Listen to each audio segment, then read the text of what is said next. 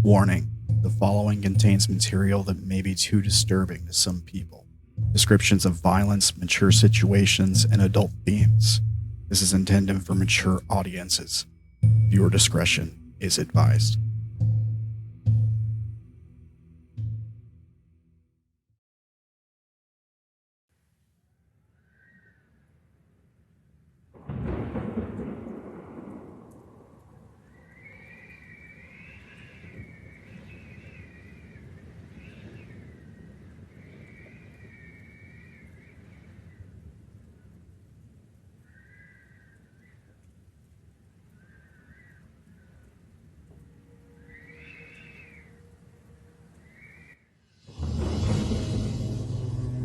When the threads of creation unravel.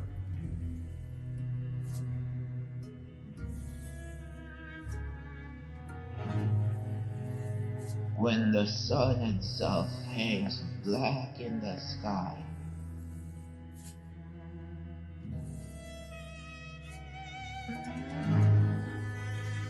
And the Arcana are silent.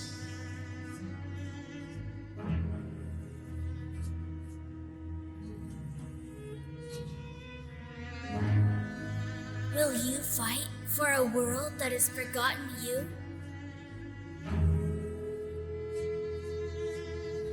Or will you let it burn?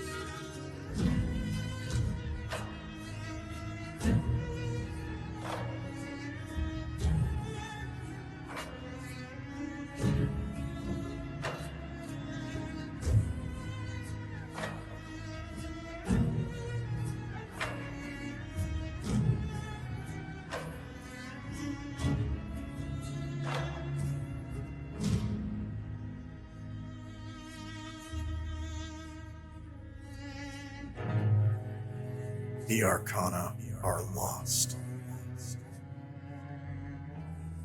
The planes bleed into one another. Blasphemy spreads like a plague.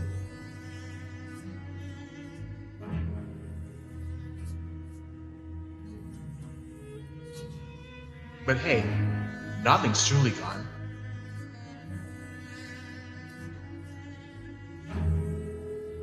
Not if you're willing to find it.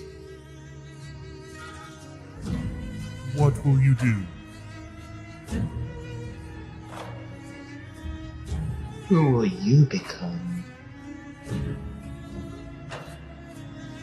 Will you resurrect what was lost? Or create something new.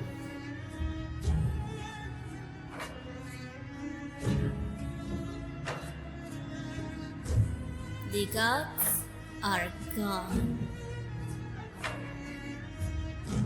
The world is breaking. All that remains is you. Will you rise? Will you rise? Will you rise? Will you rise? Will you rise? Will you rise?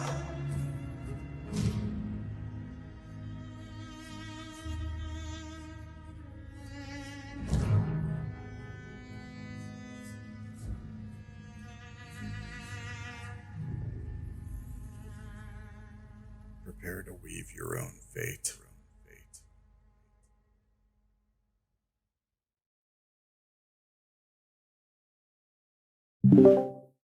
Welcome everybody to Of Divinity and Darkness, episode 11. We're playing some more Dungeons and Dragons 5th edition for you guys. I'm rambling and I'm flanked by my friends here. We will introduce in a second.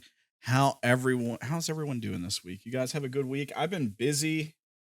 Been called into work, my day off for a meeting this past week. How are you guys doing? Doing pretty Good, good. man. Doing great. I shaved my beard down to a manageable level, and that took 48 hours. Hmm. Well, I hope you guys are all doing all right this week. Well, why don't we do that thing where we go around the horn, we introduce everyone and their characters. We can talk a little bit about what's happened with your character lately, and then we'll sort of go over what happened previously, and then we'll jump into the game. Sound good? Sounds good. Sounds good. All right. So first, we'll start off with a wizard once, aka Brandon, aka Asher Starborn, or you might know him as Ekko. How you doing, Brandon? Doing all right. Had a lot of interesting things going on at work. But we are here to have some fun instead of focusing on the interesting things happening at work. Yeah, I feel that.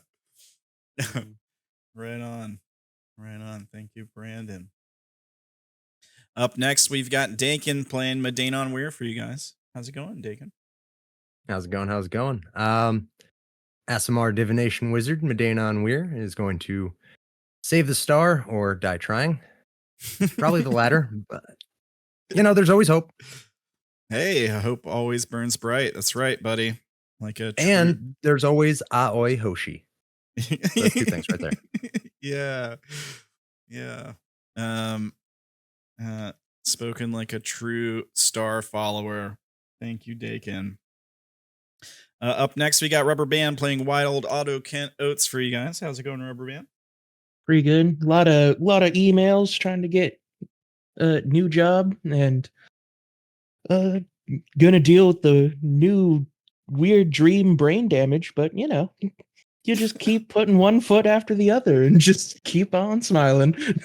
Yeah, you just made a new friend. That's all. Yeah. The only friend you'll ever need. I have to really unwind that riddle on what it eats, but after I figure that out, it's all aces. Yeah. I'm sure it'll work out fine. Thank you, Rubber Band. And last but not least, we've got Sonoman playing Aldrich Soul for you guys. How's it going, Sonoman? Hey man, doing good. Well, I'm playing Aldrich Soul, a dwarf from the past that has been tempted by some hellish horrors in the last session. Yeah. You guys have attracted some attention. So last episode we had a kind of a dream sequence for each of you guys. I just wanted to take an opportunity to kind of do something cool, explore all your characters a little bit.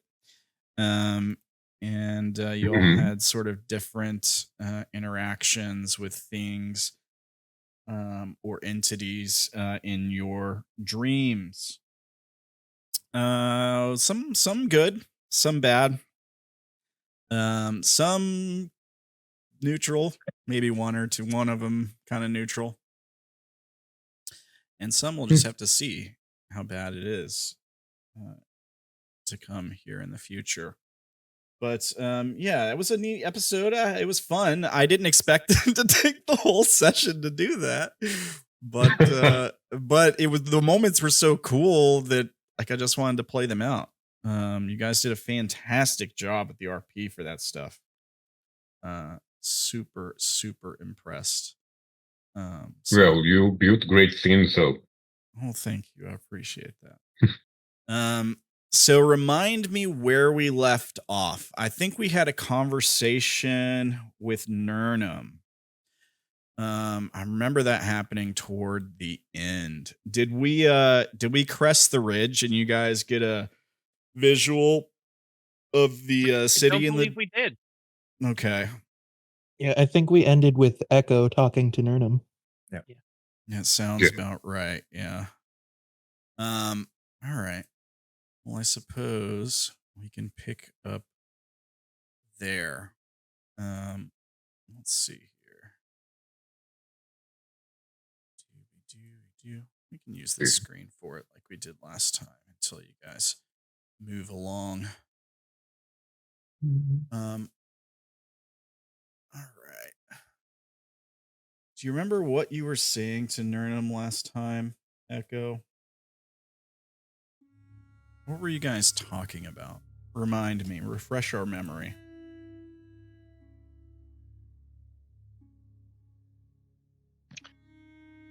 I believe it had something to do with whatever has piggybacked on my soul to get out of hell, basically.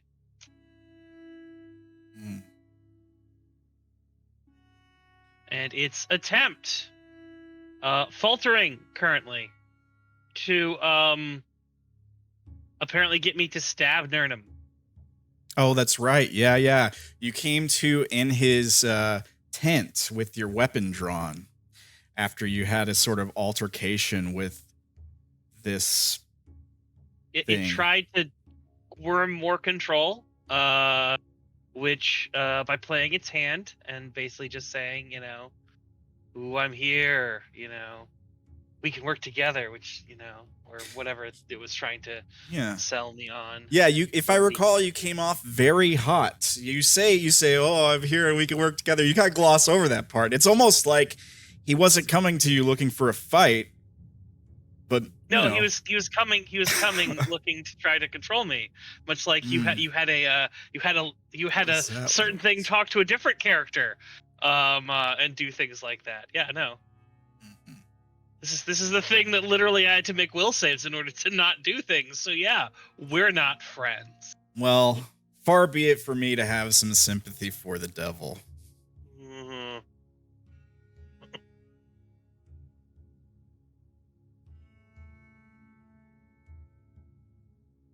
So, what are you saying to Nurnum as we fade back in here today? I mean, so it's basically, it's like I've told him this is what happens, and what he does with that is what he does with it, and what I feel I have to do is what I feel I have to do.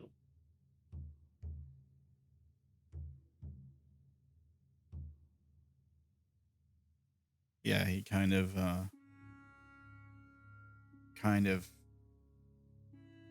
bows his head slightly towards you, raises his head back up, his rice hat rising just enough for you to kind of meet his eyes. And he says,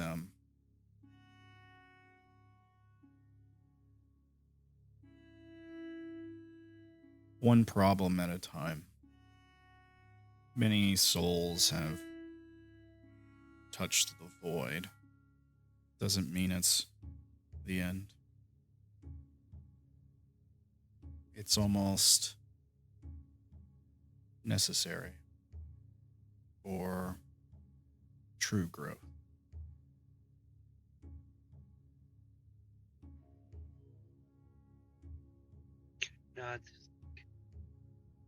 Yeah.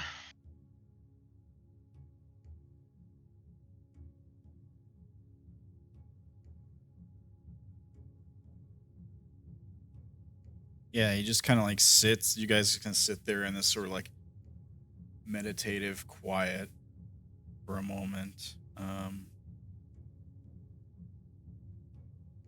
He says, so,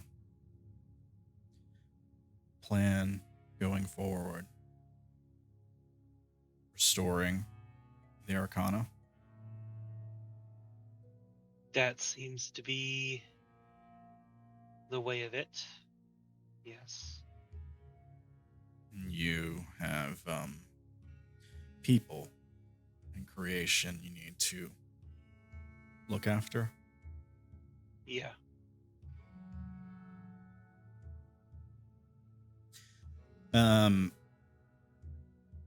He makes a face.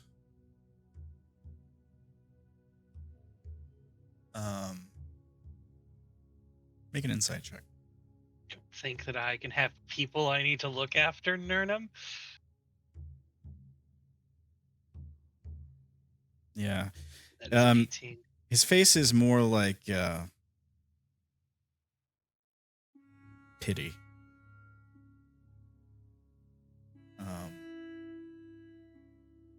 And he says, I've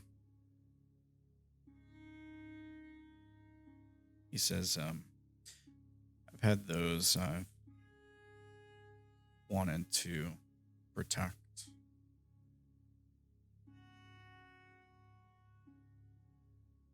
But protecting them, keeping them safe, even when you inevitably fail, that's the easy part. The hard part is letting go. I suppose it is. He kind of like nods.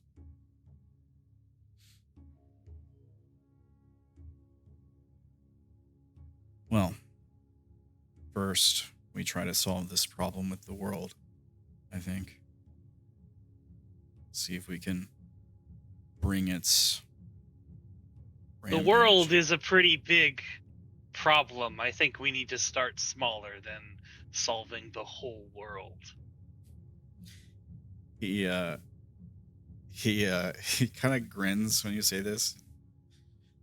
Kind of like shakes his head slightly, and he says, no. World is just the first step.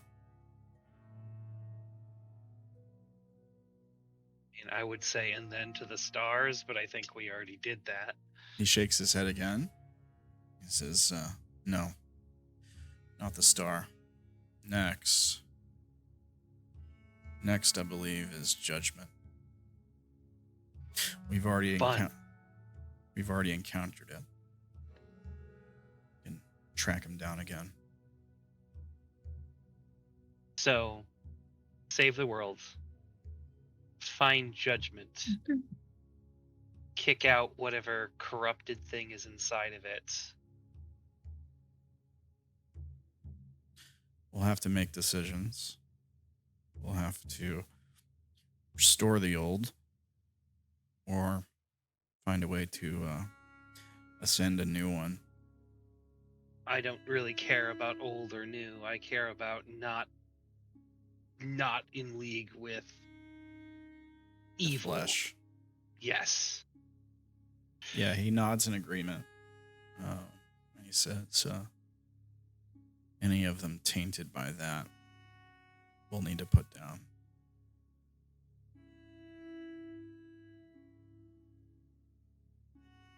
Need to seal it away again. Back under the earth where it belongs.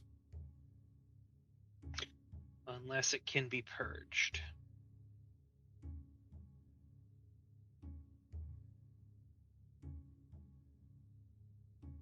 We'll figure it out.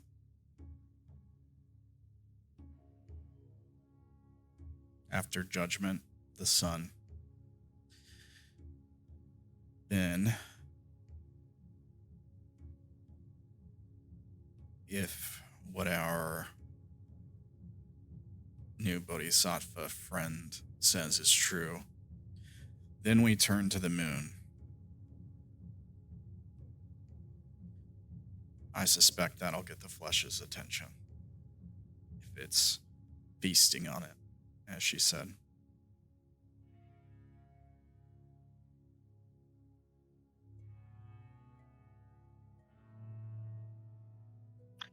Right, well.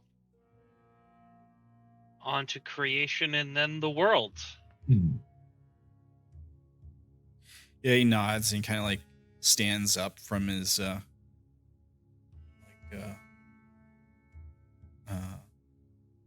seated position on his cot or whatever. Very well. It's is it morning? Were you guys getting ready? Yeah, you just woke up, so you guys are getting ready to set off. He says, I mean, I was assuming that it was the middle of the night when I woke up in the middle of the night. Yeah, did you guys have watches? Was it Apparently not. Yeah, I don't remember if we did it or not. I don't think so. It can be the middle of the night if you want it to be. It can be whatever time you want. I'm fine with any time.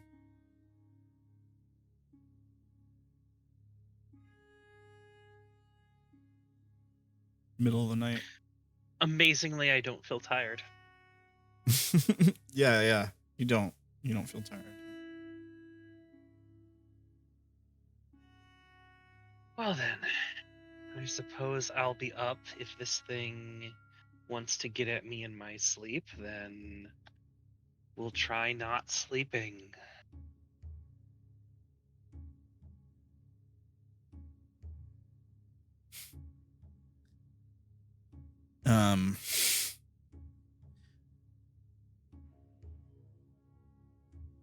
Yeah, Nurnum says, just don't become a liability. I won't.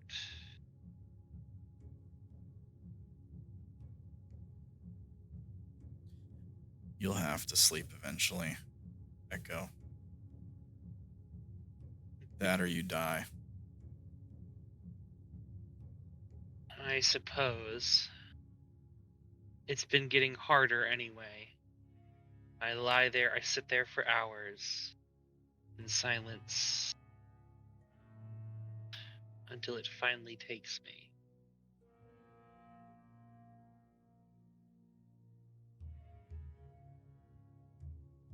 Let me check something.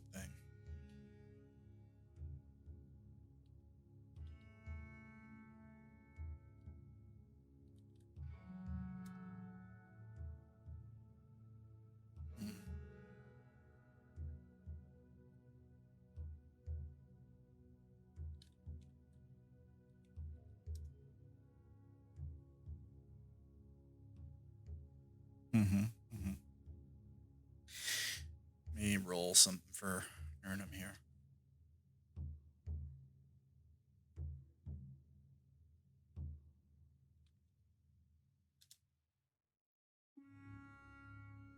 Oh.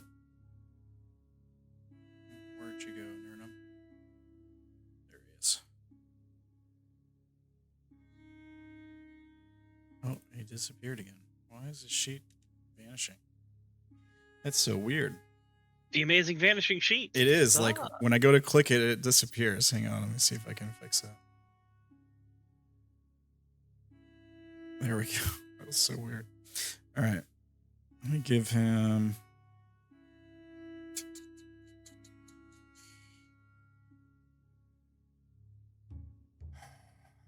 Guess I'll just give him a wisdom check.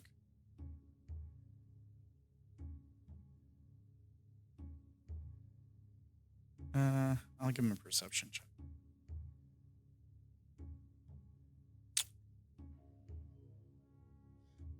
Yeah, he he shakes his head and he says, maybe you just have too much on your mind, Ekko. Whatever it is, you should try letting go of it.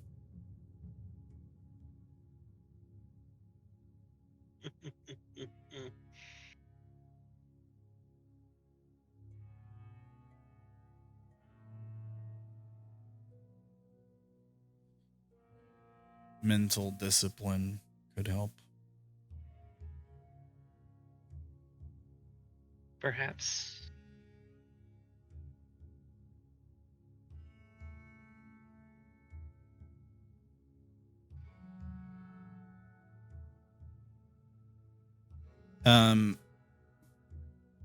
There's a moment where you feel like a wave of pressure on your mind. Make a wisdom save. I will use one of my... Are you saying something, Dakin? I can't hear you. I was singing Under Pressure. Oh. It's better. I was muted. Pushing down on me. Pushing down on you. Stop him. The DMCA's coming. My own personal performance. Anyway, so knock off the inspiration and wisdom. 17. All right. Okay. So you feel a presence from Nurnum. You basically feel his mind kind of reach out, almost inspecting yours psychically. It doesn't intrude. It doesn't like try to pull any information or knowledge out of If you. you had said this was Nurnum, You're aware of where it feels like the pressure in your head comes from the direction of him, and it in a strange way, I guess it's you sense his aura in it. I guess, it's not hiding or anything like that. It's just like.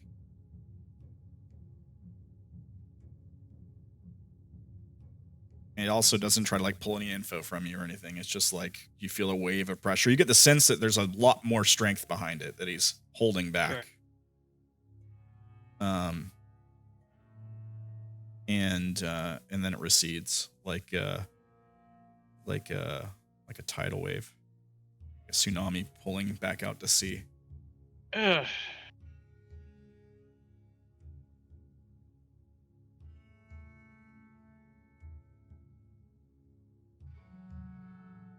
Testing my fortitude there.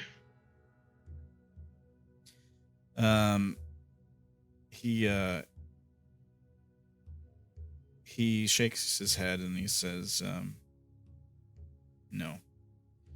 Just showing you what true mental discipline is.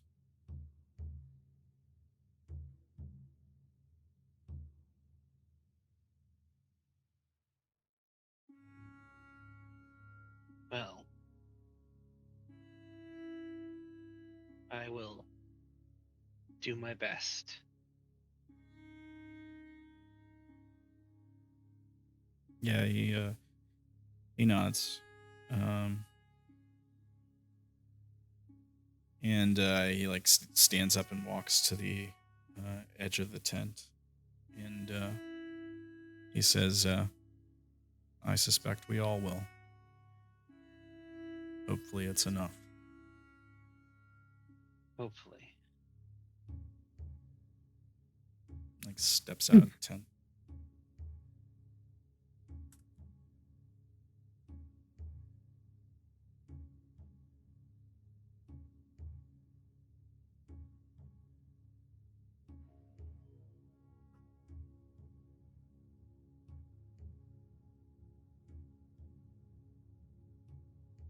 Yeah.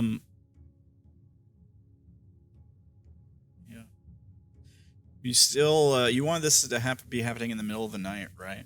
So That's what I believe that's what it sounded like that would be. I woke up in the middle of the night and this happened. I think he just like goes out and sits by the campfire for a moment.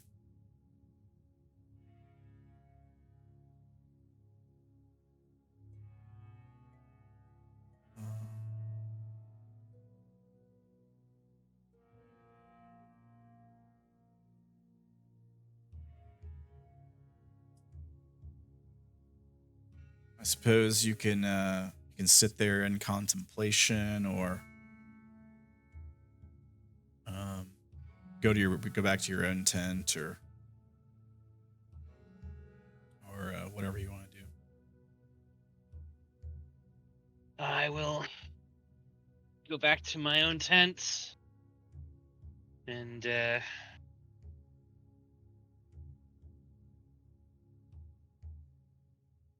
just kind of be there.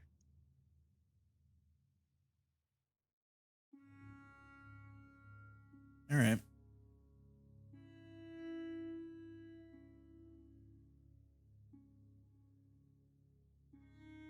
All right. Well, I suppose You sit awake through the night, kind of uneasy. All the stuff on your mind, the people you're worried about back in creation, the friends you left behind, the people you've met on the road, and the people in your caravan that you're worried about back in Lochmin. This entity or force, some sort of aspect of your own past forgotten sins haunting over you.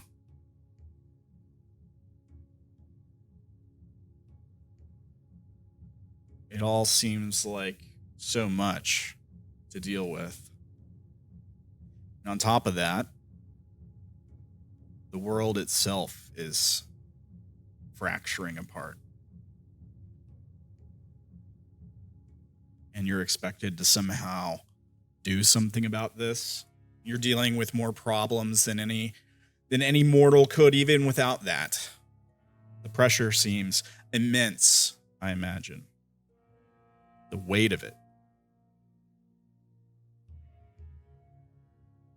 I've been here before.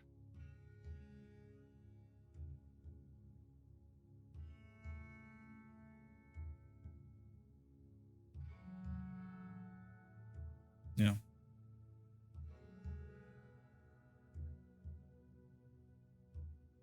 You calm yourself.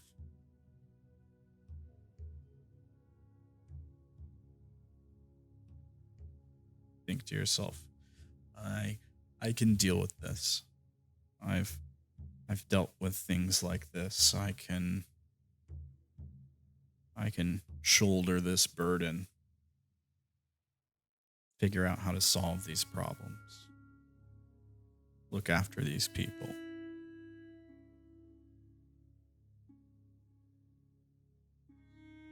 Make a religion check.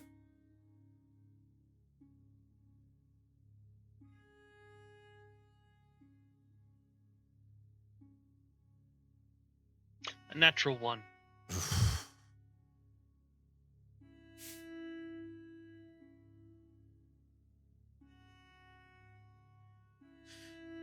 It's just a little part of you. You're not convincing yourself. Somewhere deep down, there's a part of you that's just like,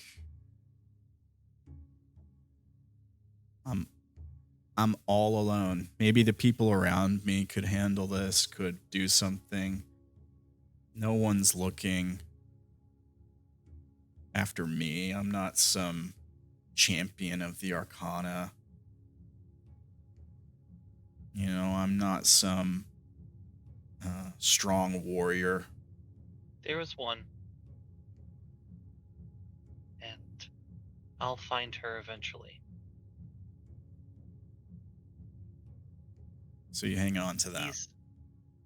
These people here, like, they have their own lives. They have their own things. Aldrich is a strong soldier. He's out of time, but he's finding himself very well. Oats is a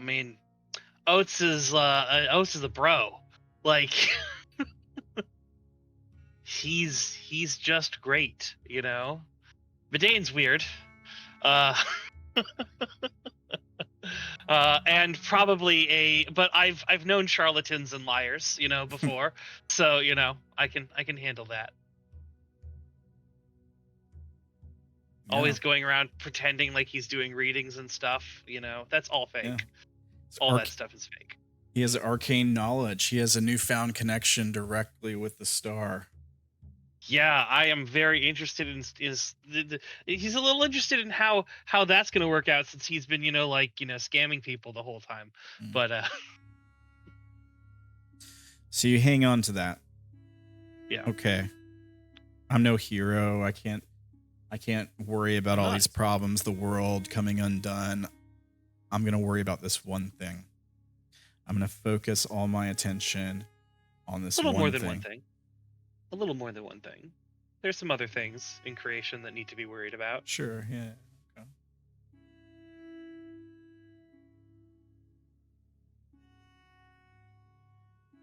But yes, you're right. One main thing. Yeah. One main burning thing. And you sit awake. You sit awake, thinking about this, Mm-hmm. mulling it over, until you realize there's some light peeking through your tent. The morning sun, albeit red and dark, is rising.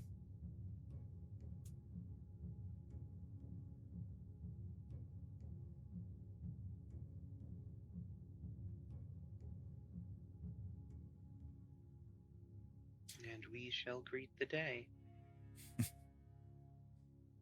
What are the rest of you doing as morning comes around? I would still be somewhat asleep, having a bit of a fit as my new friend settles in. Mm-hmm. Yeah. You wake up, sweaty, cold sweat. Your arm aches like you slept on it wrong, maybe. You look down at it. There's no marks on it or anything. It doesn't look out of the ordinary. It just kind of aches, is a bit sore. But yeah, you greet the day.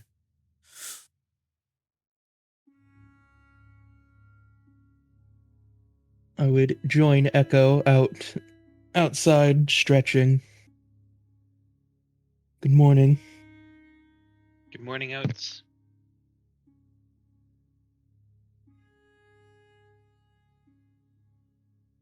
Sleep well? Weird dreams and sore from the ground. I'll bet.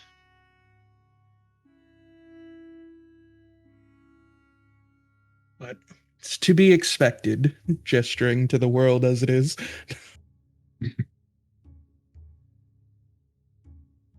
So much is happening. Indeed. How about Your you? kids in safe hands? Yeah, they're back at Luck Min. Who you Thought have it would be. watching them? I asked Oshiko and the caravan master to watch after them. I thought That's since they're not traveling, the old man could use something to keep his mind off things. No, that makes sense.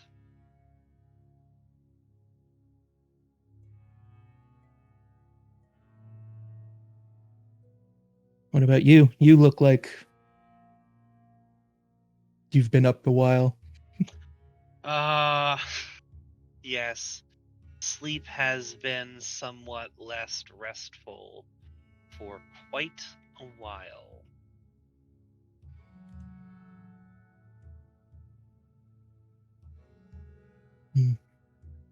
Oh. I won't pry, but no, you can always bend my ear if something's wrong. Thank you.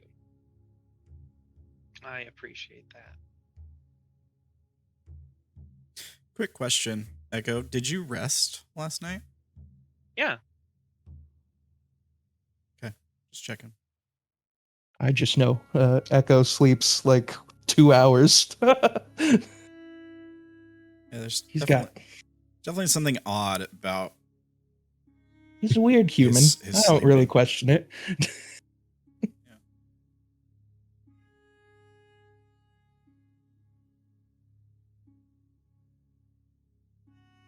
What about Aldrich Medane?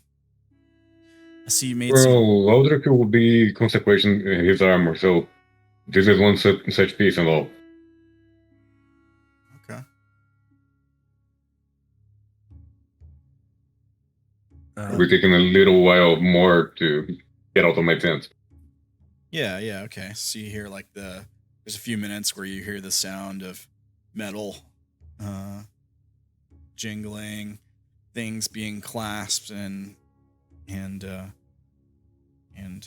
reset on his gear before he comes out of the tent. Medane, I see you made a roll. Were you wanting to do a reading? I would love to do a reading, but I'd kind of do that as my morning routine. The 2d20 there are my portents for the day. Okay. You can do an Arcana reading if you'd like. Sure. Let's see here. What is the focus of this? Reading? Trying to determine how difficult the path to Ambien is going to be. Okay. Let's see. Roll me a D2. Let me do this, actually. Oop. All right, it's reversed. Roll me another D2. Ooh.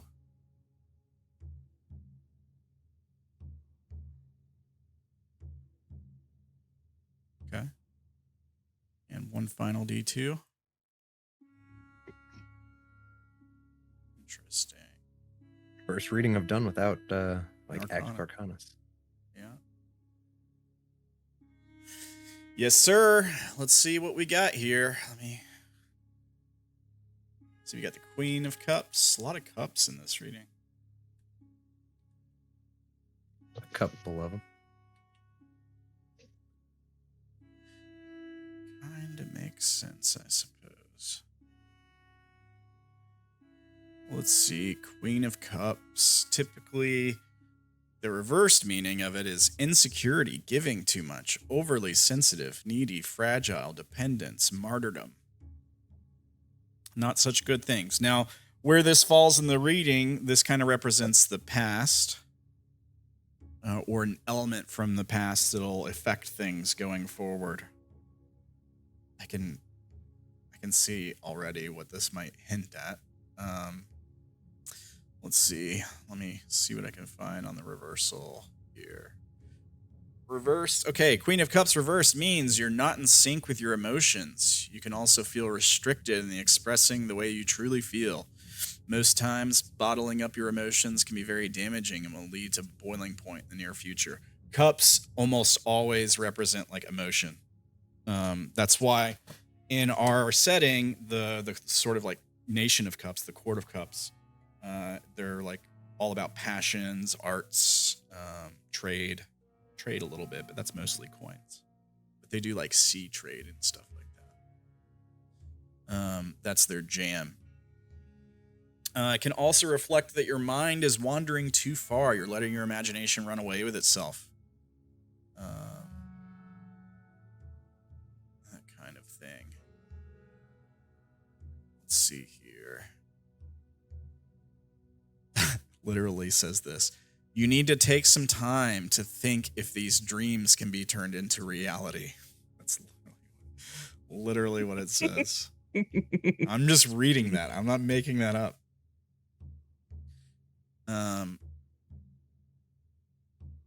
Interesting. All right, next card. 5 of Cups. Upright. Your cups doth overflow today. Let's see here. Oh, man. Okay, so upright, this is what this means. It represents loss, grief, disappointment, sadness, mourning, discontent, feeling let down. Yeah, it's not such a happy image on the card there. Here, just so kind of what this was the Queen of Cups, which we just had, right? And this is the 5. so not such positive things. We'll go over the description really quick. There are certain tarot cards whose imagery immediately conjure up negative emotions, and the Five of Cups carries such weight. This is a card that signifies loss, as well as the painful challenges which stem from that particular loss. Again, this represents the present right now.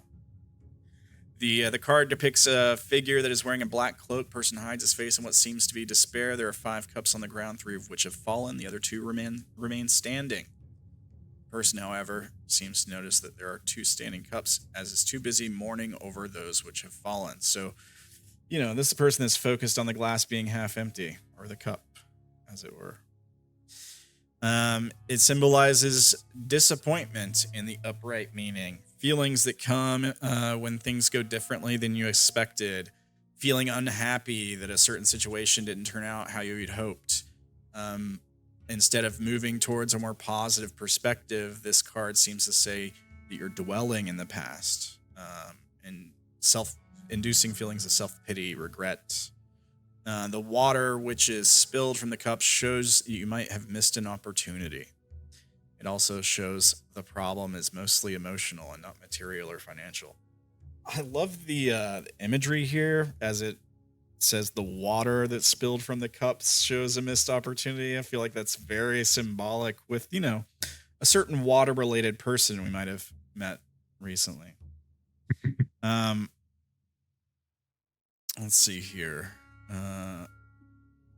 Could mean you have certain issues letting go of things, that you're unwilling to learn from mistakes you've already committed. I think this coming up in the present in this reading is a warning.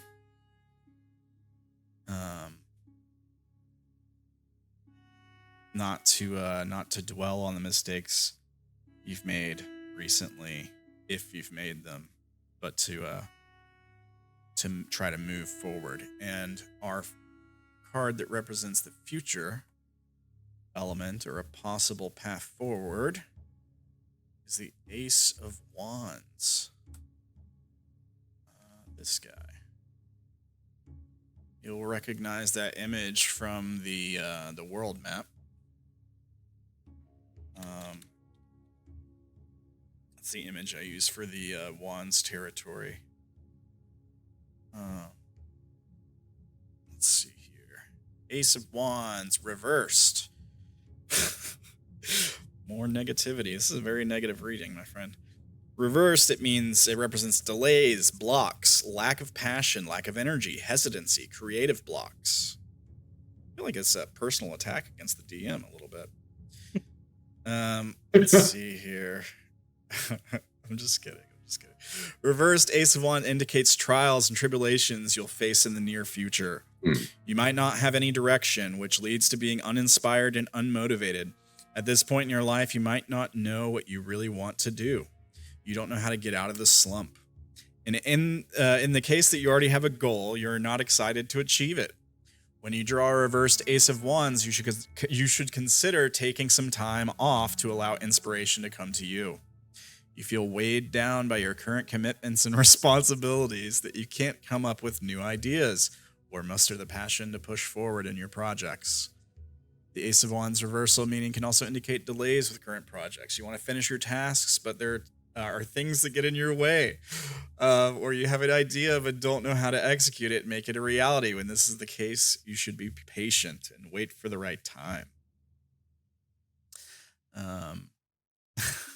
And of course, the image is pretty self-explanatory. It's a floating hand in the clouds holding a big staff or a wand.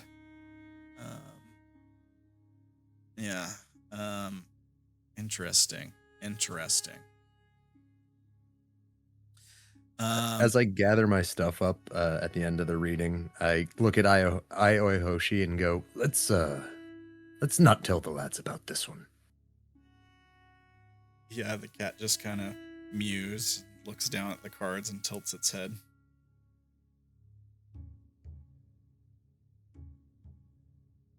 It gives you like a purr that's sitting there on the table, watching its tails like flicking behind it.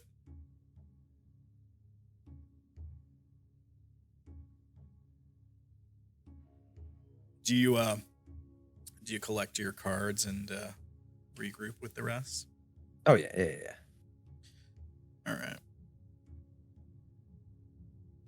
Yeah, so you step out into the sort of like common area between all your tents, and you see everyone else out there. Nurnum's just been kind of like sitting off by the campfire where he went last night. He really hasn't moved, but he's kind of separated by the others who are sort of gathered. At least Oats and Ekko were chatting a little bit. Maybe Aldrich is just coming out of his tent with his gear all equipped and reattached, freshly oiled, I would assume. Yeah. What would the group of you want to do?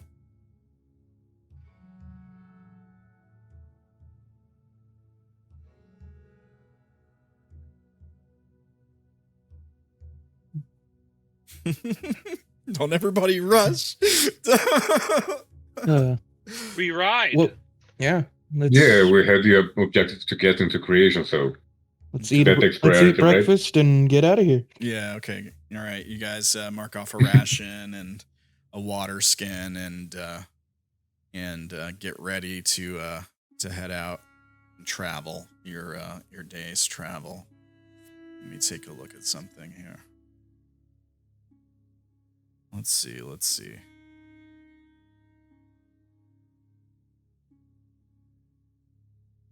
it's up here. There it is. You just take a look. Let me just take a look here.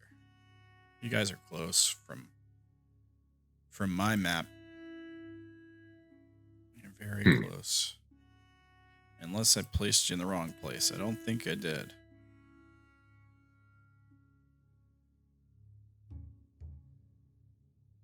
So, let me move you there.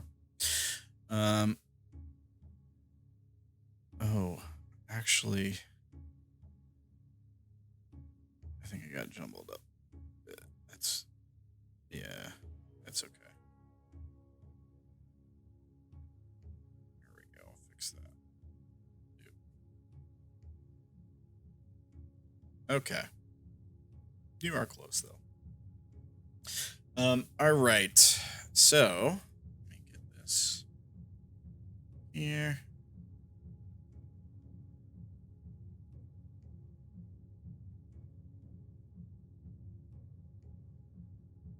Where is it? You guys travel on through the day. Somebody roll me a d6.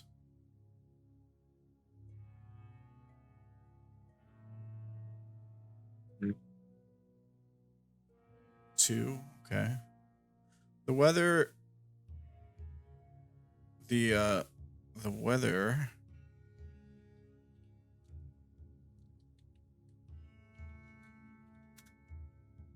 Oop. Okay. Wait, no, that's the opposite.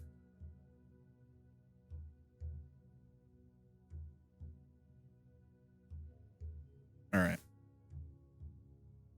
Oh, okay, yeah. Okay. Now I understand.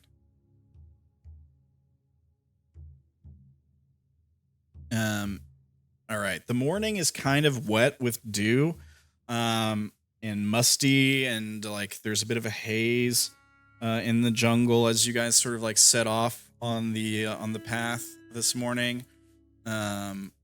But it's not overly rainy. The bit of the haze or like fog of moisture in the air isn't enough to impede your vision, or anything like that.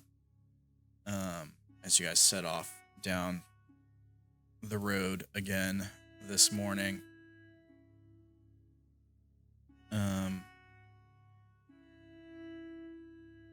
Somebody roll a survival check, please. Should I add the bardic inspiration? Yep. If you All right. want to use an inspiration, go for it.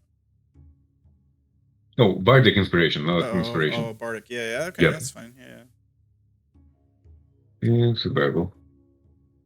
20. Oh no, and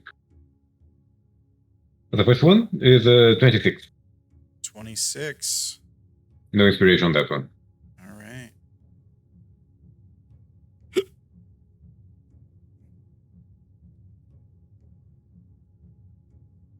Fair, you are still inspired, of course.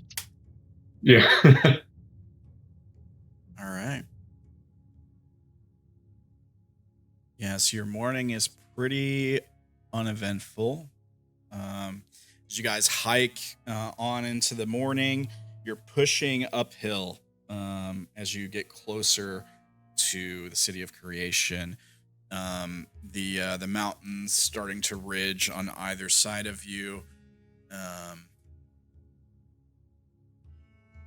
Mostly uneventful. You still see the smoke in the distance.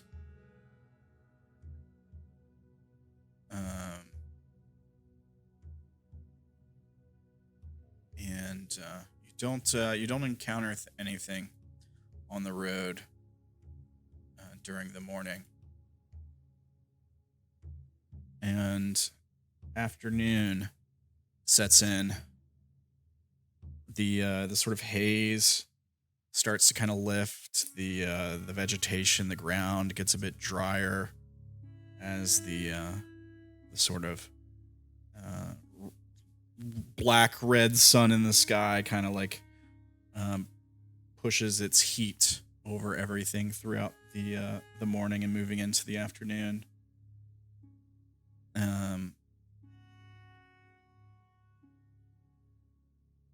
Make another survival check, sir.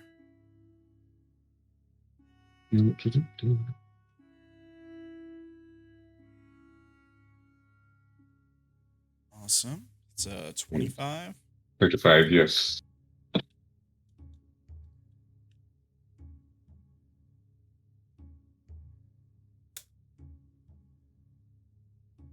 Very well done, sir.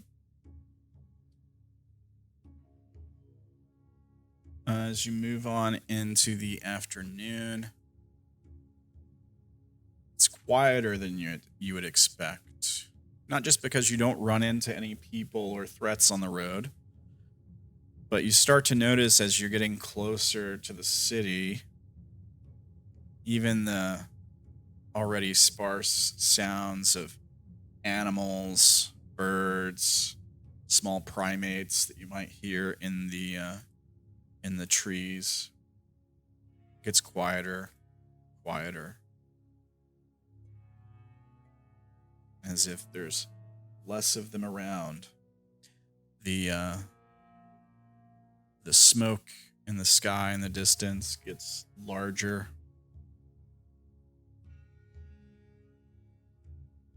Every so often, you almost feel a vague rumbling in the ground.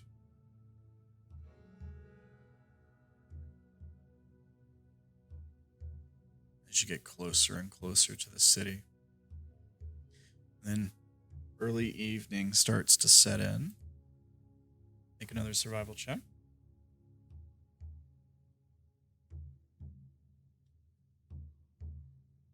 30? 30? Yeah. All right. 17. Good job, sir. I rolled 2 ones. Oh. As your travel at the end of the day continues to be uneventful, I think by the end of the day, you don't really hear any animal sounds anymore. It's, the quietness gets a bit eerie.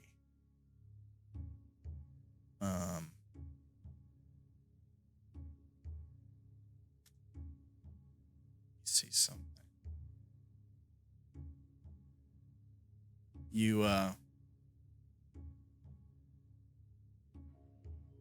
make a perception check.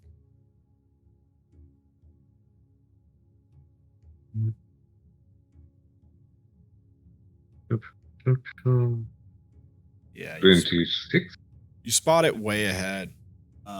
Even though it's elevated as you guys are continuing uphill, you can see up ahead on the road, just because the road's cleared out, you got all this brush and foliage on either side of you as you're ascending. And of course, there's like rocks and stuff because you're basically climbing a mountain. It's a pass through the mountain, but it's still elevated, you know. And up ahead, you see something large in the road. You see off to one side like a tipped over wagon, and you're like, there's a moment where you're like thinking, you're like trying to understand what you're seeing in the road. This large, like is it another tipped over wagon that's like covered with a blanket? It's hard to kind of tell what it is. And then you kind of squint and you realize, oh no, that's an elephant just laying in the middle of the road. There's buzzards circling overhead. And then the wind is kind of blowing towards you.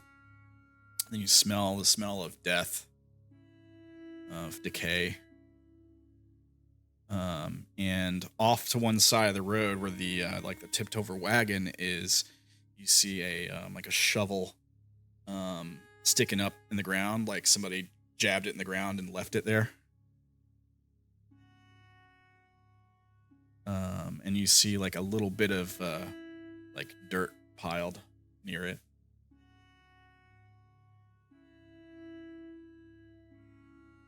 Just like scanning the area. I mean, it's still a good ways up ahead of you guys. You're spotting this. You're with a 26. You're spotting this from pretty far off. Like just like scanning the area with your eyes. You don't see any movement besides the like the buzzards overhead, the carrion birds.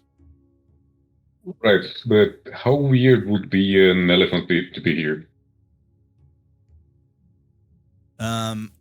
Well, as a cleric, you would know that elephants are kind of considered sacred. Like it's right. They're used as like as labor animals to some extent. Like people ride them and stuff. Sometimes they'll even ride them into battle. But they're always like super well taken care of. You know, the elephants are pampered, essentially. And you know, they feed them anything they want. You know, people like pray to them sometimes, not like as if they're an actual god, but as if they're like a divine connection to the spiritual. You know, people respect them. And leaving one unattended or not taken care of is a bit of a taboo. Might even be a crime this close to the city. Especially letting one be killed would not be a good omen or a good thing. And yeah, it's got like a tapestry draped over it. The tapestry is soaked with red with blood though. And you probably see like some writing equipment still attached to it. Mm-hmm.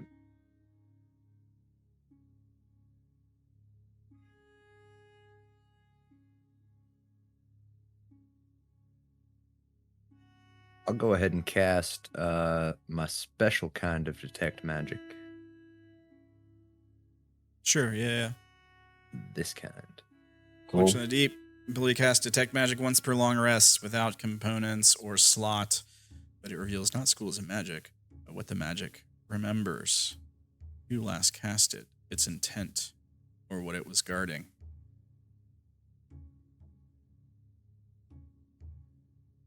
All right.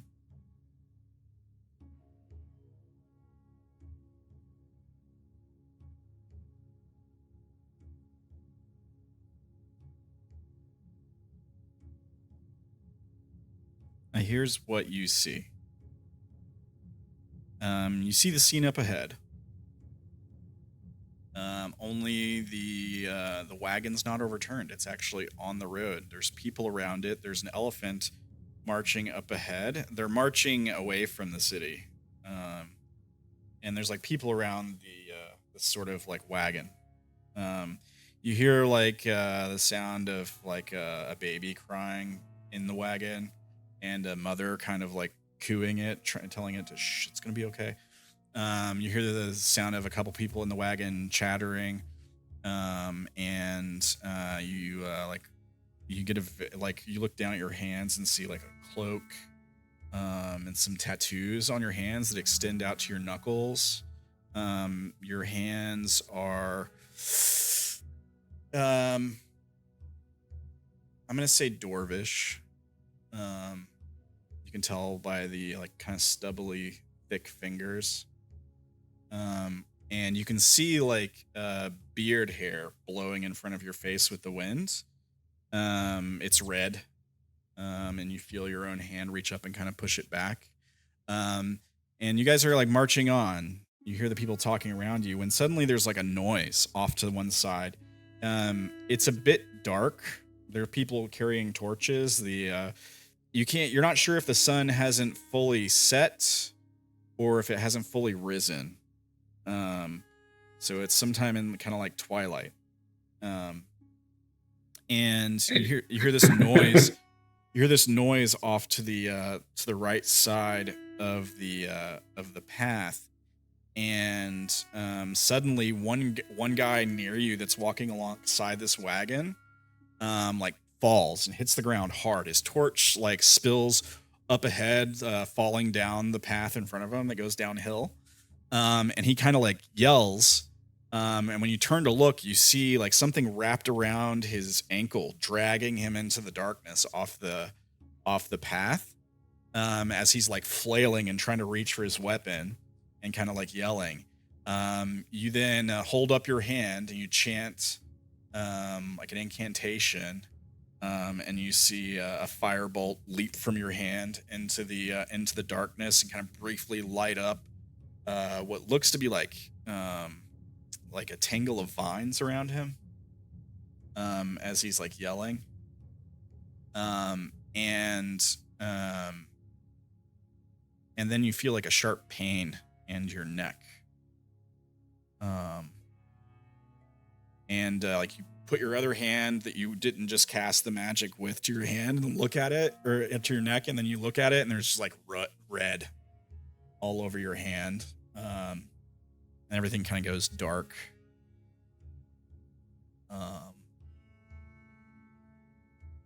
And the vision ends.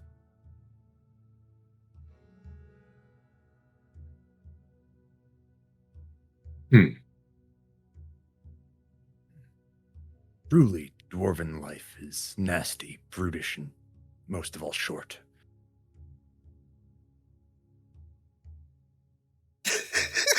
Aldrich.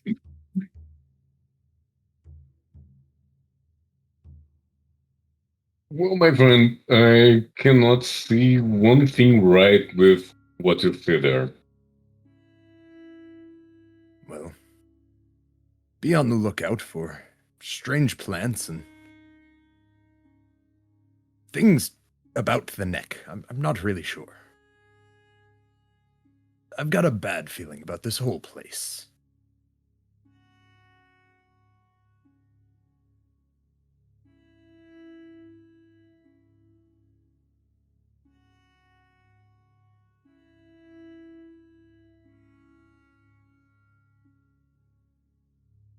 Yeah. The magic you were pinpointing on there was the evocation that you were casting, or whoever was casting it through these eyes that you were seeing through. Yeah. All right. You guys continue? You're pushing into early evening. I mean, you could probably make your way past this before you need to make camp if you wanted to. It's up to you guys.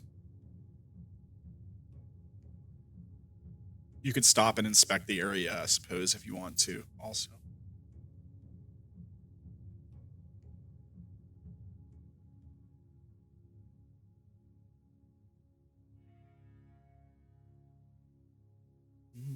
It looks like Rubber Band's talking, but I can't hear anything. Oh, sorry. I was just waiting for somebody to say something. Go ahead.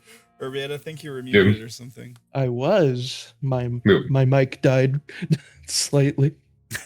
I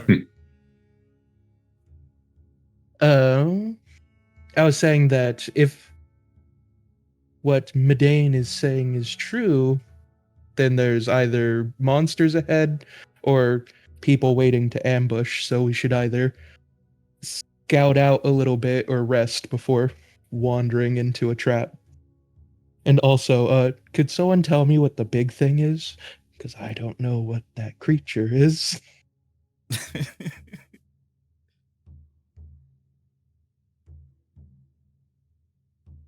Yeah, you're from a Well, small have you village. never seen an elephant? Or Yeah. Yeah. I'm from a temperate climate village on the side of a mountain. I'd never seen that thing before.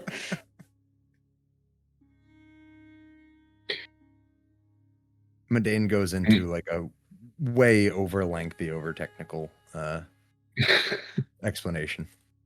So is it a pachyderm or an elephant? Or are they the same thing? Well, if it's only one, it's not a pack. So. I like that. Nice. Pachyderms are related, I think, aren't they? I'm fairly certain they are a type of, an elephant. Yeah. Oh yeah, they can be elephants, rhinos, or hippos. Apparently, it's like a type of mammal. Yeah.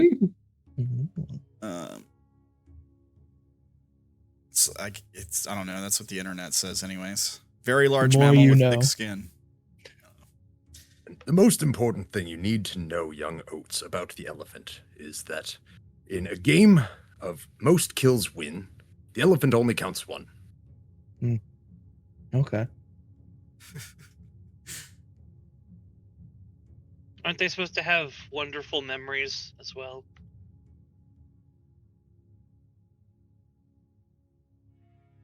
Well, if they lived a happy life.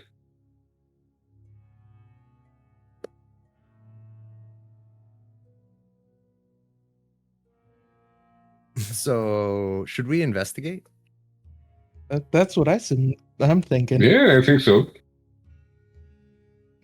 Be And careful maybe of whatever give it you a were burial seeing or that something like that. killed these things, but yeah. Yeah. So you guys approach. Yes. Okay. It's getting dark, Us- right? Sorry. What? It's getting dark, you say, right? I mean, it's getting close. Like you have enough time to travel past this. You're definitely at close to the end of your traveling day, right? So there's a little bit of light left. I'd say you probably got like an hour of light. All right. Well, by the way, dark is good for us. Yeah, I mean, you could, yeah, if you're wanting to like sneak up on this, you could wait till dark and use the darkness as cover. I suppose that is an option.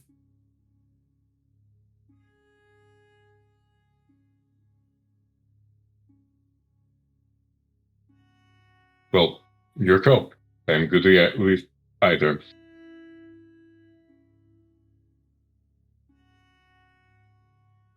I'd say we should probably figure out what it is before we do, because it might be a nocturnally hunting creature. Was it daytime in my vision, DM? It was twilight. You couldn't tell if it was like, I believe I said you couldn't tell if the sun was rising or falling, but it was somewhere in between. So like right now. Yeah. Potentially. Potentially. Yeah.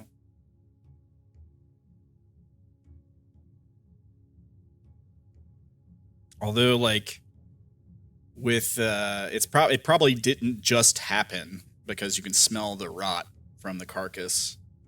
I mean, time is cyclical, so yes.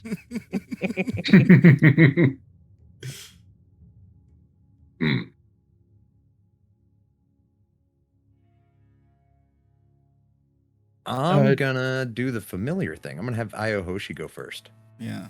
Okay. I can resummon him. Here's a question while Ayahoshi goes ahead. There's no birds like eating this thing, right? 'Cause you said there's a few buzzards circling overhead, but none are eating it, and you don't like hear any other animals like in the vicinity. Like you don't hear any. That's a bad sign. Even like insects, and stuff. Like you don't hear any calling birds, monkeys that would typically like chatter and yipe occasionally.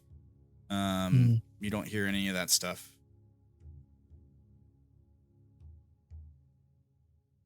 Yeah, I got you, Ayahoshi. Are you stealthing? Oh yeah, probably. That would be this one here. Not at advantage though. Okay, so you rolled an 8 on your stealth. Yep. And you rolled a He's 19 on your perception. Okay. Yes, sir. All right. So we see the kitty cat creep up on ahead, and it can go really far from you, if I recall. Like I think it can go anywhere on this plane of existence, maybe, or like a couple miles. Yeah, I don't think there's a limit of distance for the familiar to get away. Yeah, it's a long way, so it goes as far as you want away up ahead to check this out. And we see the cat kind of like walking up to the area slowly, kind of trying to use some of the brush along the side of the path as cover, but it sticks out like a sore thumb. And its little hat on, and it sniffs the air, kind of gets in closer and closer.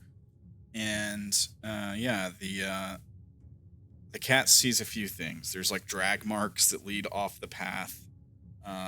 There's drag marks that lead out of the like tipped over wagon and into the brush side of the road.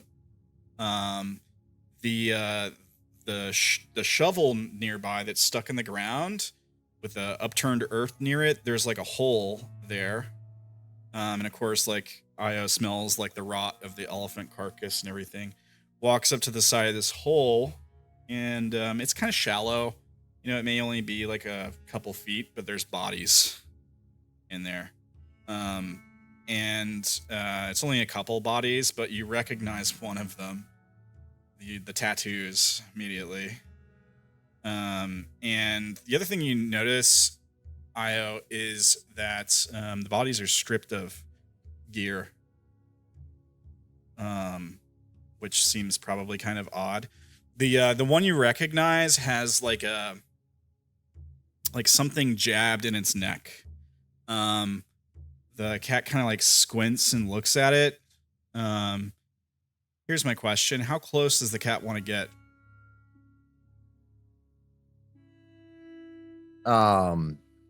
Because you get advantage from smell, but yep.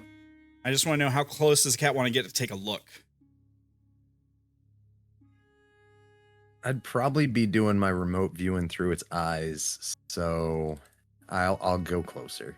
All right, so we see like the cat hop down into the pit. Like, well, that's not a pit, little hole in the ground, big enough for a couple bodies. And like kind of tiptoeing across them a little bit, sniffing the air. You definitely smell death on them, rot. And yeah, you notice that like the body you recognize, the thing that's like hanging out of its neck is like it's like a broken off piece of like sharpened like wood, or like it's almost like a thorn, like a really big thorn, or like a spine of some plant that's like broken off.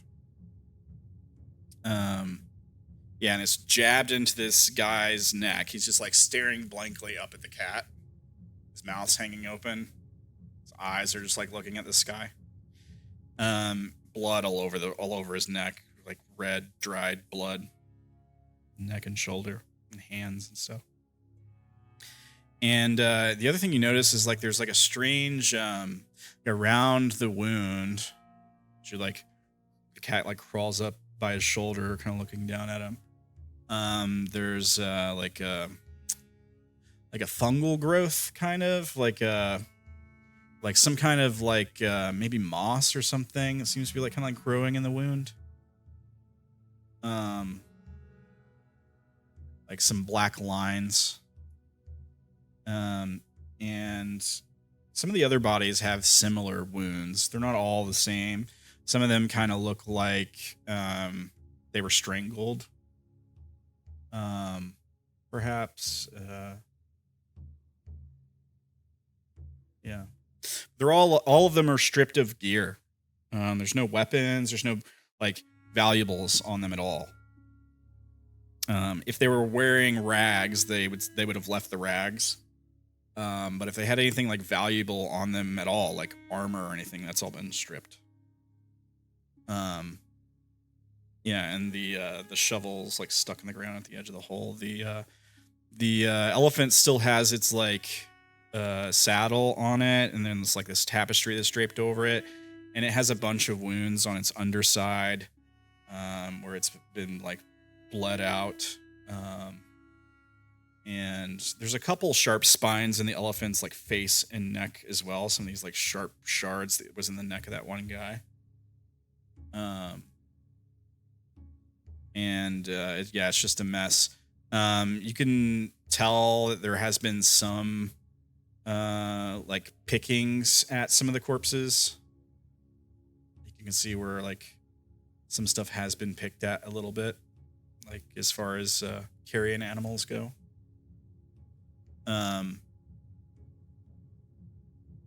Yeah, it's not a very pleasant scene.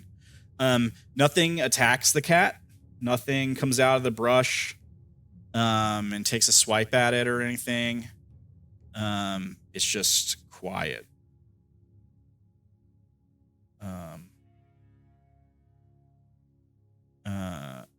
But you do get a scent. Like you get the scent of the upturned earth and the bodies and everything, of course, and like there's another kind of like earthy scent in the area that leads away. Leads out off the road in the direction of the drag marks into the brush, but it's old. Like it's the scent's fading. And you get another scent that leads on the path back towards the city that I guess the cat would recognize the scent as like avian. Like the smell of feathers. And feathers and worn leather.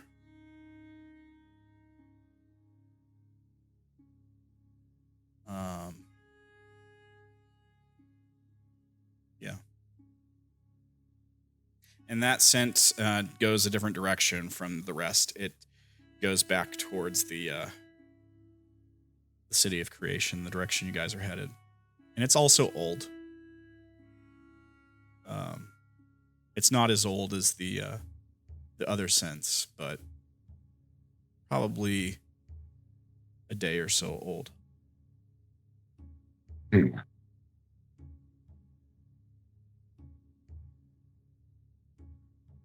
So, what do you do with this information?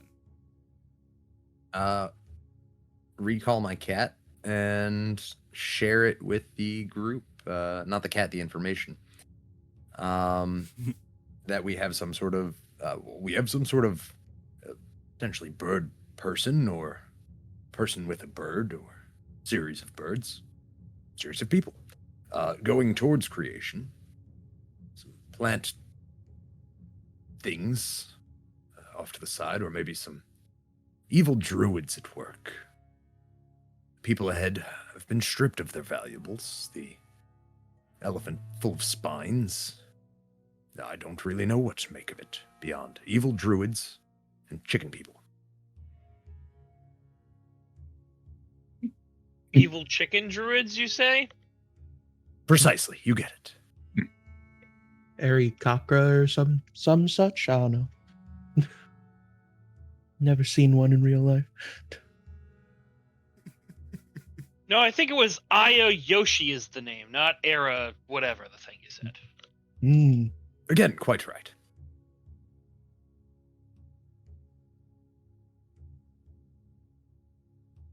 Either way, it looks safe enough for now.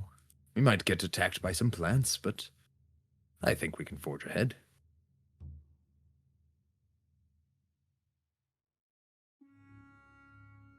I'm good to continue walking. What about the rest of you?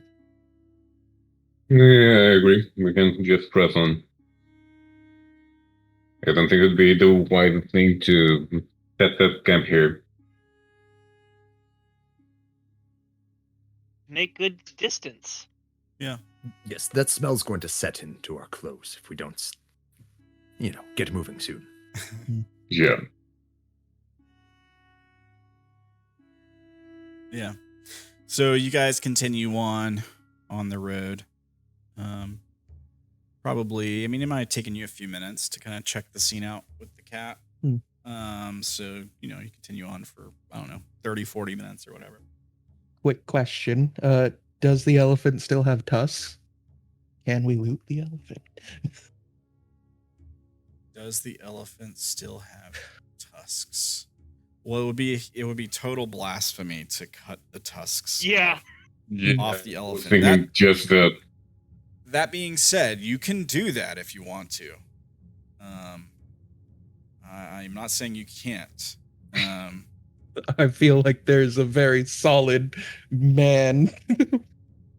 Give me but yeah, the tusks are very still stern there. talking to. And like some of the elephant's wounds have that same sort of like growth around them and stuff.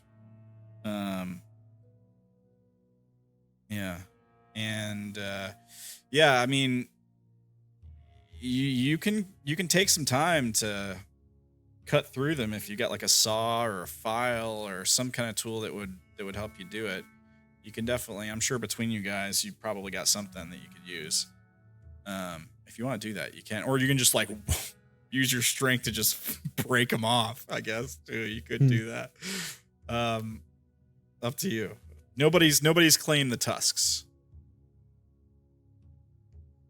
I'm a loot goblin, so I can't really say everything is telling me to take them. So I'm going to defer to the group.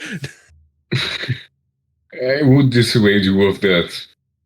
I would explain the situation with the religion and how people would feel about that. And okay. All I know is that I will not bar you from doing that. that, but I'm trying to reason with you.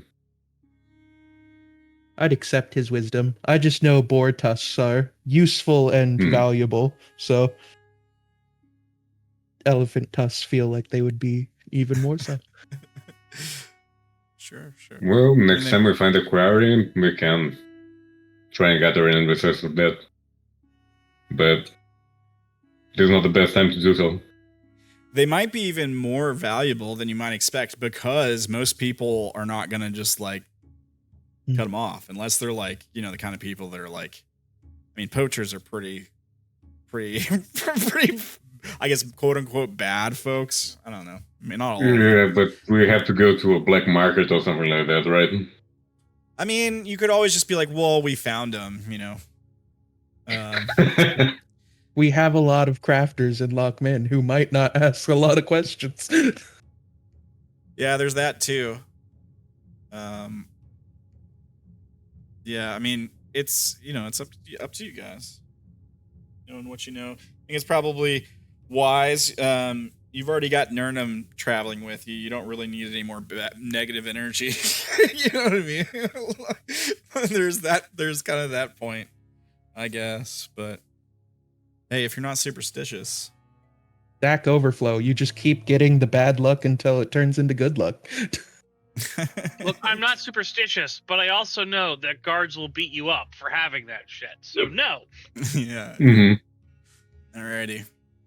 So you guys continue on for a good little while past this scene until you decide it's probably time to to make camp.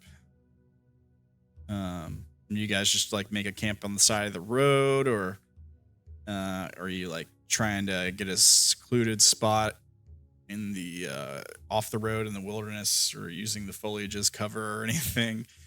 What are you guys doing to make camp? Well, a plant creature did just kill a group of people, but also so many bandits we've Yeah, seen. nothing attacks you guys when you walk through the scene. And there's nothing that jumps out. I mean, you guys made a roll that succeeded. I'm not gonna have anything jump out and attack you on that roll. Just saying, I've been told by Medane that there's evil druids around. Yeah. Wandering into the druids. woods might not be a great idea.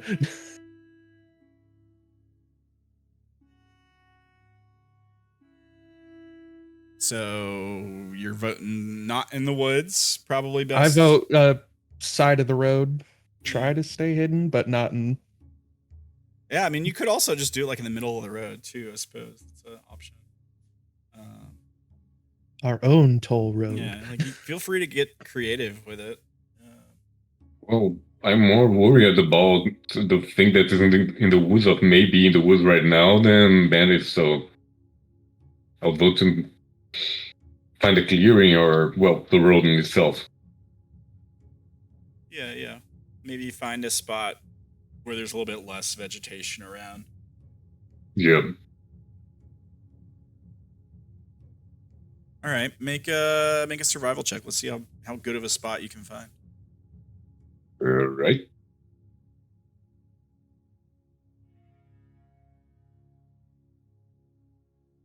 Okay. Oh, with advantage. Oh no, I have advantage from Runaway. Yeah, you have advantage. You can reroll that critical fail. Okay. All right.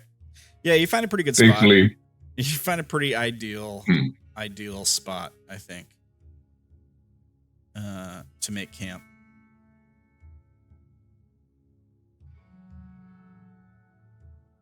Maybe it's like mostly rocky, or you've made it to a point in the road where it's actually like tiled, you know, like it's an actual like road made with stone. You find a good location, nice and clear. There's not a lot of brush around or anything. You've got some breathing room.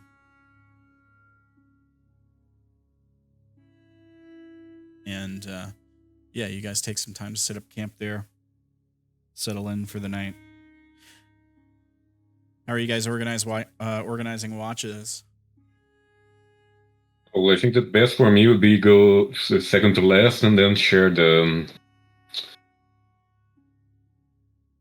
Twilight Blessing with the next person. So you want to go second to last? Yes. Okay. So you're third. Who's going first?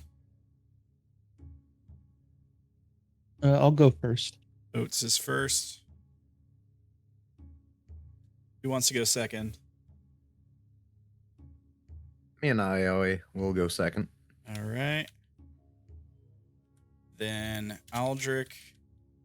And I guess that would put Ekko on last watch. Unless you want to nominate Nurnum or something, you can also do that.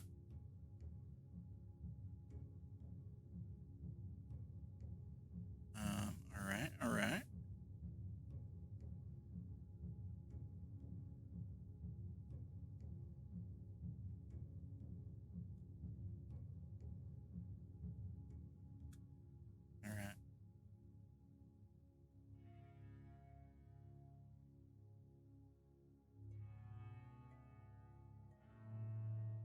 All right, Oats. Make a survival check.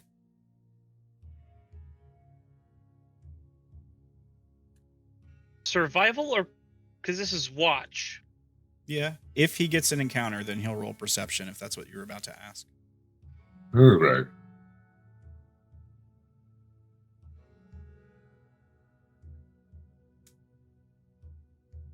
Pretty even, middle of the road. I like it. Not great. I lowered the DC that time by 4, I think, right? So I was up to a 6. Yeah, but you did 2 4s in a row. Shouldn't you have raised that up? Yeah, I mean, I could raise it, but I was actually being Oh, generous. right, I got it. I was actually being generous and lowering it quite a bit. Yeah. Let me take a look at something.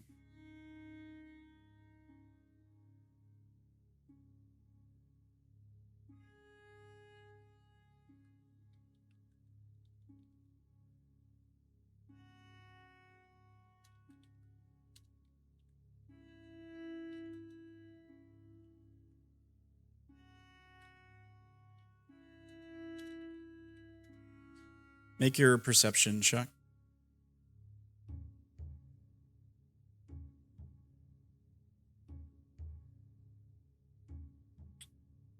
It's not very good. It's not very good, my friend.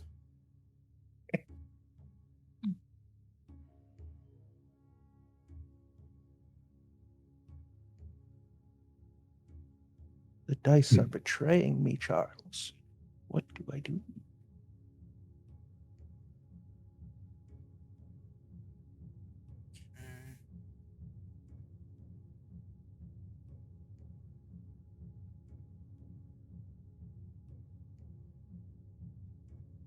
Ooh.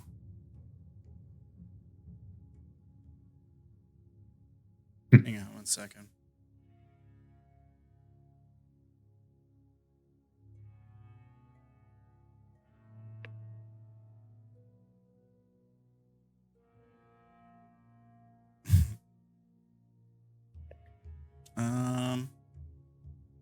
Roll me a D5.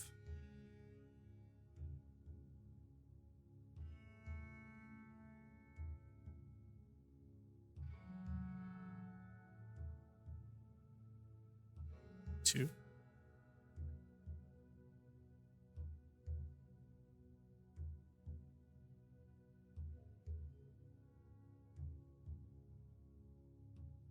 Okay, here's what happens. You're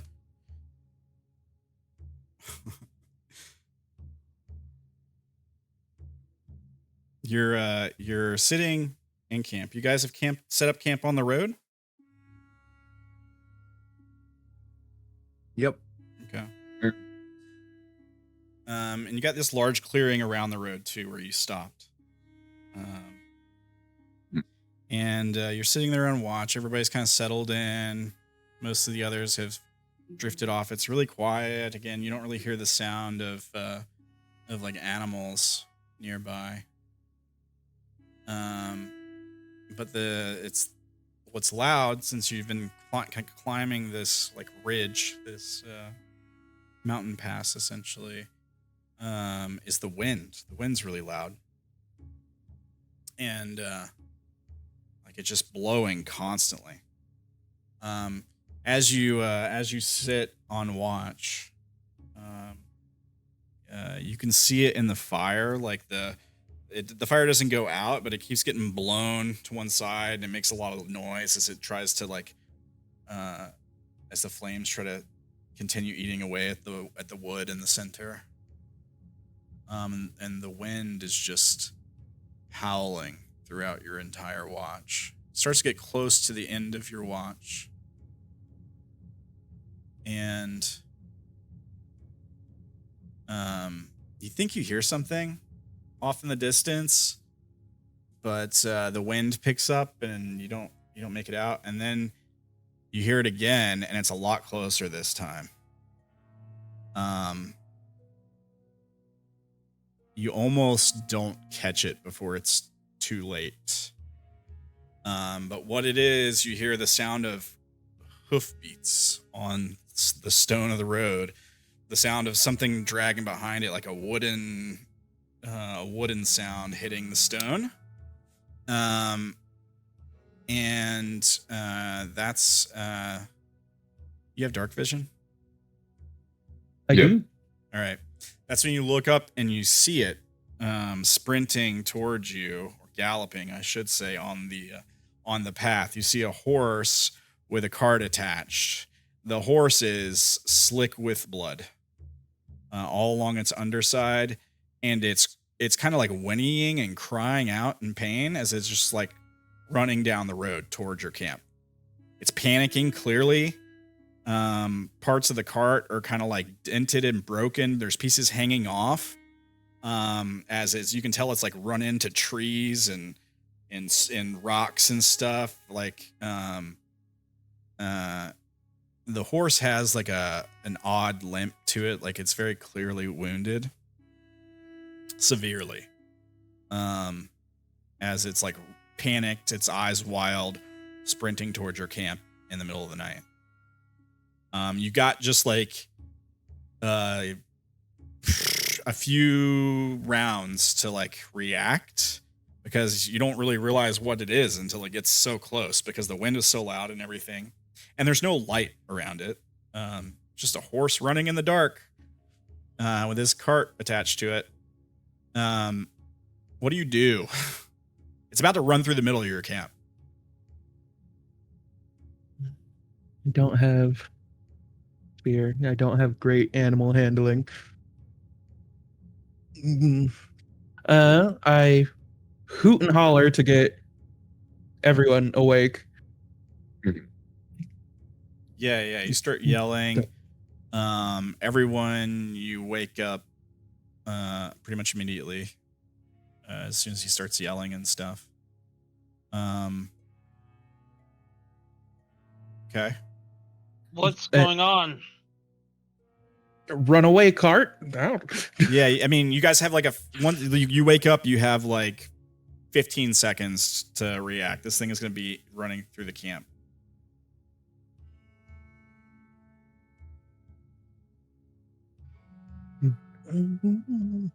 Asher, if it gets pointed out that there's something coming this way, Which, they yeah, sort of runaway handle- cart. Asher is going to what's it called? Sort of close his eyes and start to whisper as sort of he sort of chants his words sort of form out as magic flows from him. And I am casting this spell. Okay.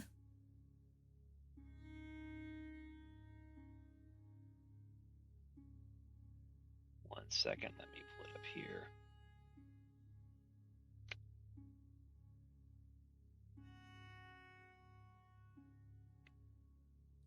Create the image of an object, creature, or some other visible phenomenon that's no larger than 15-foot cube. Spot within range, 60 feet. Lasts for the duration. Purely visual. No sound, no smell, or other sensory effects. You can use your action to cause the image to move and alter its appearance, so its movements appear natural. Okay. So what are you creating the illusion of? I think I am going to create an illusion of a wall of fire. Something that would, you'd want to avoid. Yeah. In your path. Yeah. That is sort of, in front of our camp, so that either the thing stops, panics, turns around, or I'm going to make and I'm going to want to, because we don't have this, I want to put it so that there's obviously a path beside it. If this thing is oh shit, don't run into that thing, veer off to the side of the road. Yeah. So you conjure up an illusion of this huge wall of flame across the road. I mean, I'll give creature uses action to examine. I mean, I doubt the horse is gonna pass an investigation check, but just for funsies, maybe it crits or something. It's intelligence investigation, right? I mean, even if it does crit, It is a horse. Yeah, it's got a 2 intelligence. Yeah, I'm not even gonna have it roll. Yeah, so you conjure this illusion in the road, and we see this bright light erupt, and these flames flicker, and you see the horse panics immediately in response to this. It starts to skid, but it's on stone, right? So like its hooves just are sliding as it's trying to stop. And it does slow down. The problem is the cart behind it is still moving with momentum downhill. And so the cart whips to one side, almost kind of like spinning the horse that's still attached to it around. And the cart then like catches on the stone and like flips. The horse, unfortunately, is pulled with it, and just like tangled over. And of course, like its limbs coming in contact with the stone as it's rolling. It screams out in pain. You hear the thud of the horse's like legs and hooves against the stone as it rolls over. And the cart, like parts of the cart just like fly off into the darkness. Some of the wood splinters along the ground. One of the wheels like snaps off and just like rolls off into the brush. And it finally comes to a stop. And you just hear the sound of like settling of dust in the area, and the quickly becoming muffled cries of the horse, which is now in more pain. It was already severely wounded, but it's just like kind of muffled crying out on the ground. Its breathing is like really loud. It's heavy, labored breath, as this sort of scene comes to a stop just before the edge of your camp. I'm going to cast Toll the Dead on the horse. I don't want it to suffer anymore. Yeah. Yeah, you cast Toll the Dead, and yeah, it puts the horse out of its misery.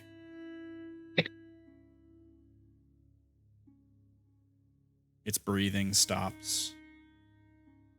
It just goes still.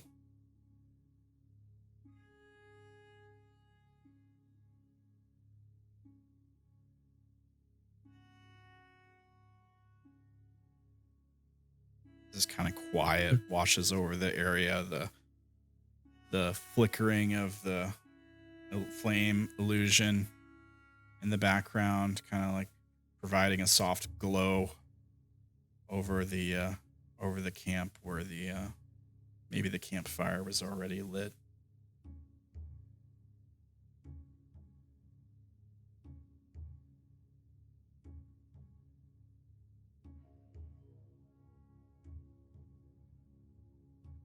I checked the wagon to see if anyone was inside or... Yeah, you run up to the edge of camp, you look in the wagon, there's nobody there. There's no people. It's a good thing, given the situation. Can I investigate this horse? Sure, yeah. Make an investigation check. Ramblin finally killed that horse. He was looking forward to that. So just, what are you looking for? You're checking out wounds, I'm guessing. Like, yeah, are they similar to the wounds that I saw on the elephant? Yeah. Yeah, they're very similar.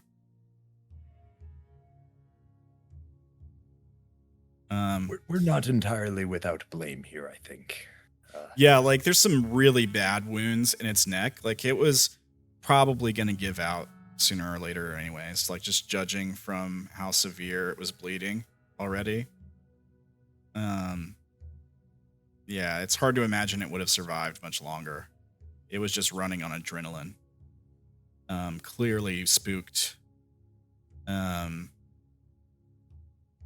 Yeah, there's no like sign of people on the cart at all. I mean, it's a lot of it's in splinters now.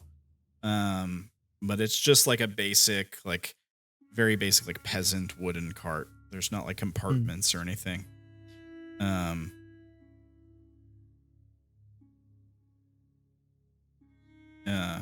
the like straps and stuff attaching the cart to the horse. Some of them have snapped and frayed and come apart in the commotion.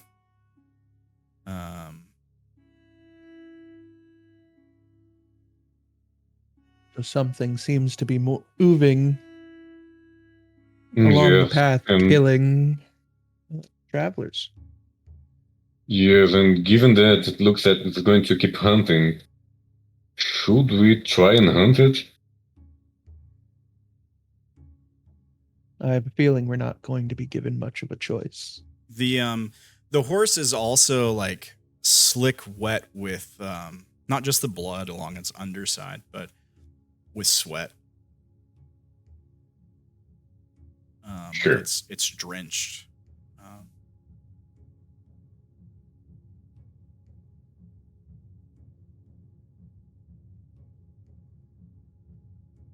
So whatever this thing is, it's within running distance for a horse.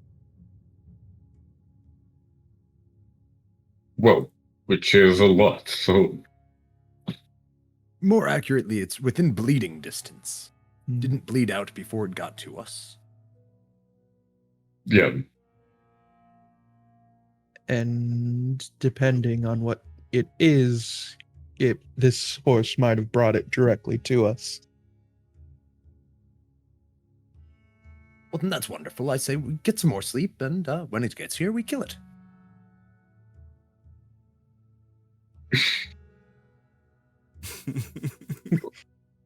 Can I try and see if I can, see anything around?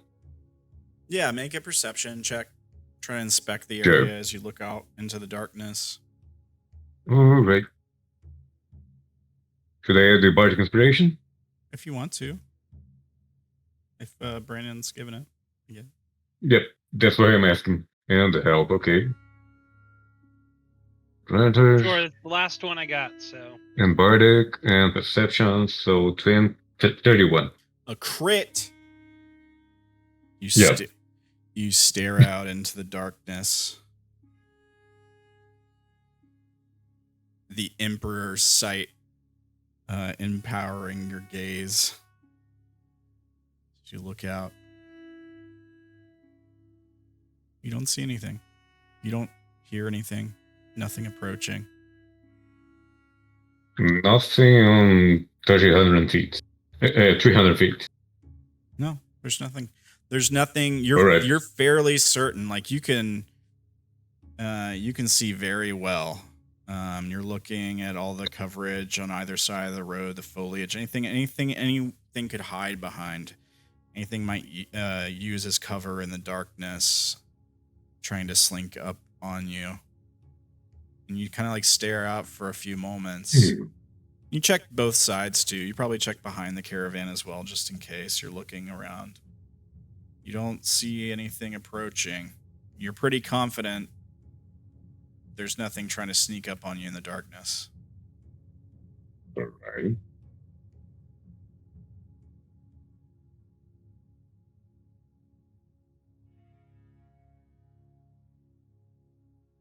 Oh, I am conveying that to the group, so just so you guys know.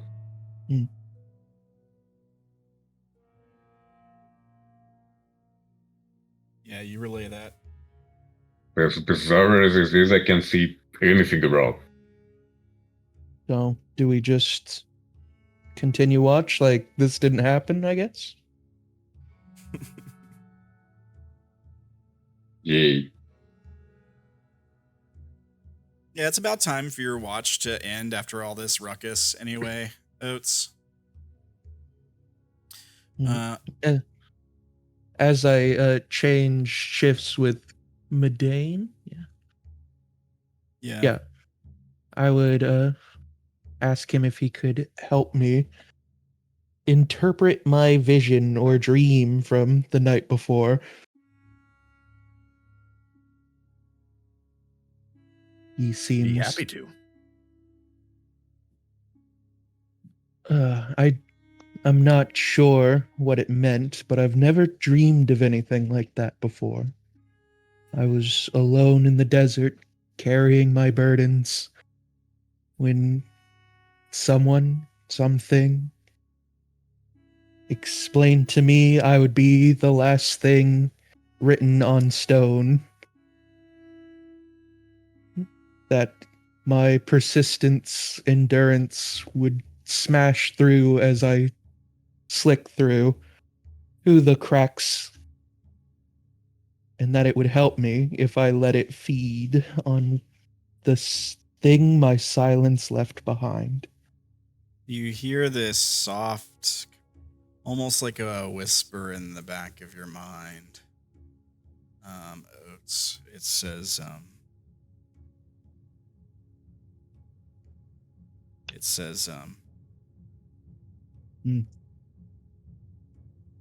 telling him about us? That's not a good idea. He couldn't possibly understand. We have a connection, you and I. You don't need him. You know, all good relationships are completely secret, you know? I have no positive feelings about that.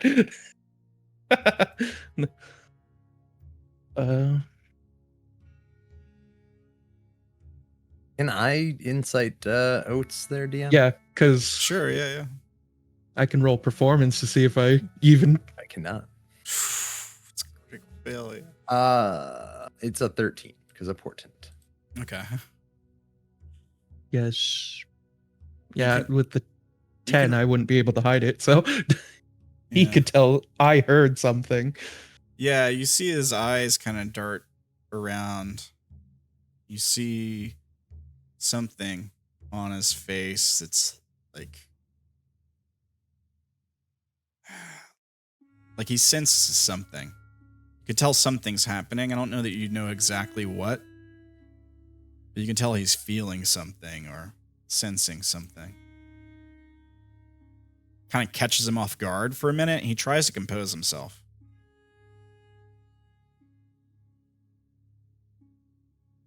There's interesting that you. I'm sorry. Oh, sorry. I was just gonna say there's like this brief moment where you see a chip in the stone. It is his face. It's interesting that you had a dream. I had one myself. We carry heavy burdens. I have a feeling a lot of us do. But hopefully we will rid ourselves of these burdens. They might claim to be helpful. They might claim to do a lot of things, but I have a feeling that we're supposed to stand on our own too. Just as the Arcana will.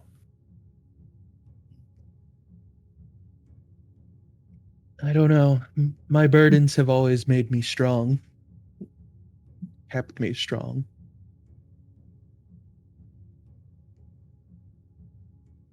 But I'll take your wisdom and mull on it.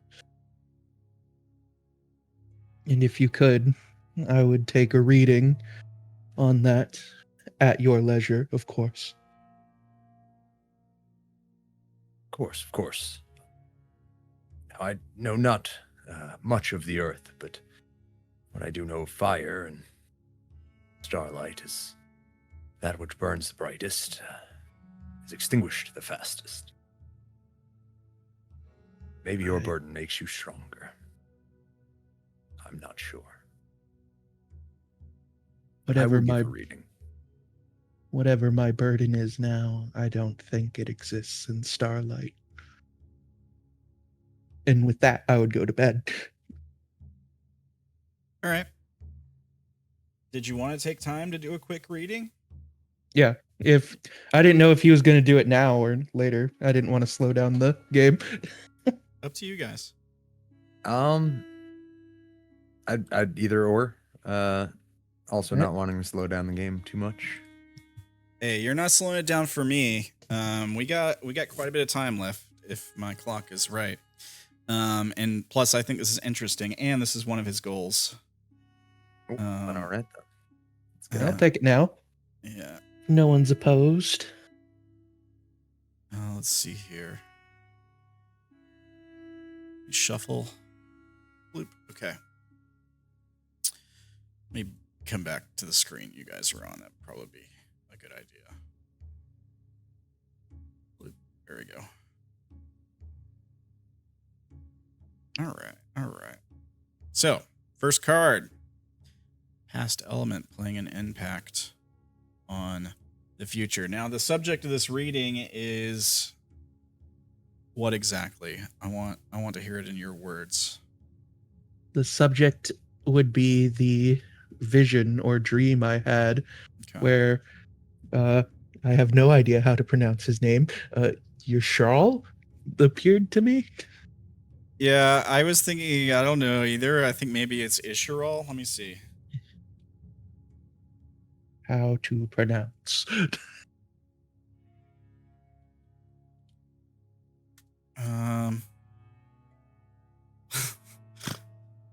You sure? Yeah, I don't know. I don't know. I'll have to get back to you on that. I'm not finding anything reliable.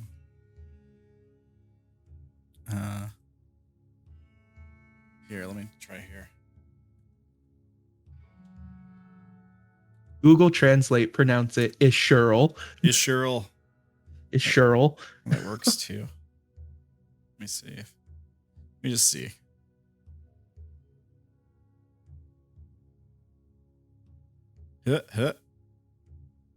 While I'm waiting on that, roll a d2. Ishiral. Yeah, Ishiral. Yeah. Ishiral. No, there's no Y. It's just a short I sound. D2. 2. All right. Reversed. Then our present. What is... A lot of cups tonight. Yeah. I got an extra one on the screen. Let me remove that one. There we go. All right. Present. Ooh. Roll a D2, please.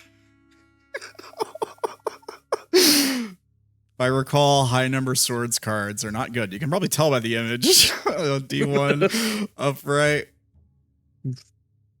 Just some pessimistic thinking. Look at that image, though. We'll get to that in a second. All right. It's acupuncture. He's so relaxed. Oh, taking a nap. I think high number ones are usually bad. This might be a good one though. Roll a D2. All right, one also upright. Okay. We'll get to this. I can't remember which. I feel like it's 10 of wands. That's like the bad one. I can't remember exactly, but we'll get to that in a second. So your past element playing a role in this is the Ace of Cups, which we got an Ace of Wands a second ago. And we had 2 cups in the last reading. So it's kind of funny to see the Ace of Cups come up. Let's see here. Bloop. There we go. Reversed. Coldness, emptiness, emotional loss, blocked creativity, feeling unloved, and gloominess. Let's start with the description. Of course, let me do this so we can all see it. Another image from the world map during your travel across it today. Let's see here. And hand emanating from the clouds, holding a cup as if in offer to the querent to take a drink. The cup is overflowing with sparkling water, symbolizing pure, pristine emotion. If you take this offer, surely it will bring nothing short of emotional, spiritual fulfillment. However, it is reversed. Reversed meaning, some sadness and emotional upset can be signaled by the reversed Ace of Cups tarot card meaning. Okay, when it's overturned, the image here is clearest. The water pours out of the cup. It becomes empty. The gift of its waters are being wasted. Seeing the Ace of Cups upside down during your reading means you have been enduring emotional instability or pain for some time. There is loss that is indicated here. Perhaps something meant much to you is no longer giving you the joy it once had. Since the cups also govern creativity, you may also be experiencing a creative block of sorts. Where the waters of inspiration once flowed, they have now dried. Yeah. Take of that what you will.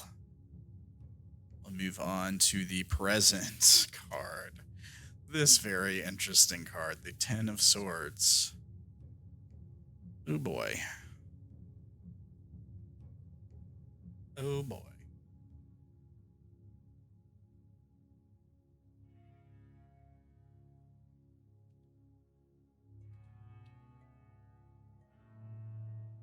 All right. Upright.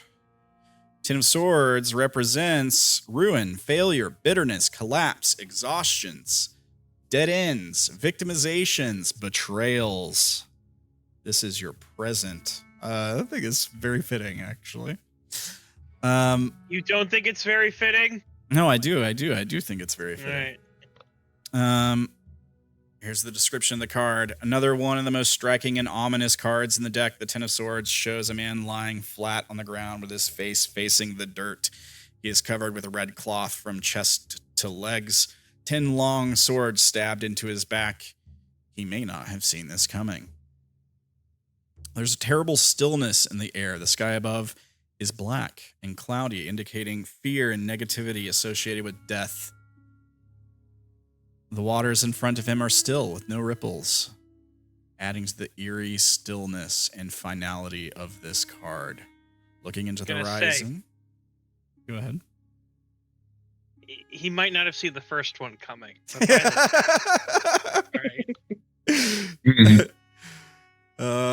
Looking into the horizon, the sun is rising. The weather seems very calm despite the darkness. Seems to indicate that this is the lowest point in one's life. It cannot be worse than this. At least, even in this state, the sun is rising. But let's see here. The meaning behind the card can represent a major disaster of some sort. It shows that a certain force of extreme magnitude has come to hit you in your life, one that you may not have foreseen. There is a sense of betrayal that is indicated here, for the character is stabbed in the back.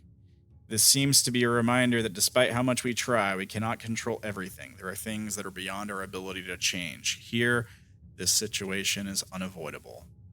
The tale of the suit of swords is a powerful metaphor that ends in tragedy. The swords are a symbol of intellect, intelligence, logic, and yet we find the final culmination of this suit, a complete and total defeat of the spirit. We must realize that the swords are a weapon that can have immense potential for destruction or for good. The story as it unfolds from the ace to the 10 is one where an untrained individual uses this weapon for faulty reasons, makes many mistakes, and then spends an entire lifetime attempting to run away from the power that he misused.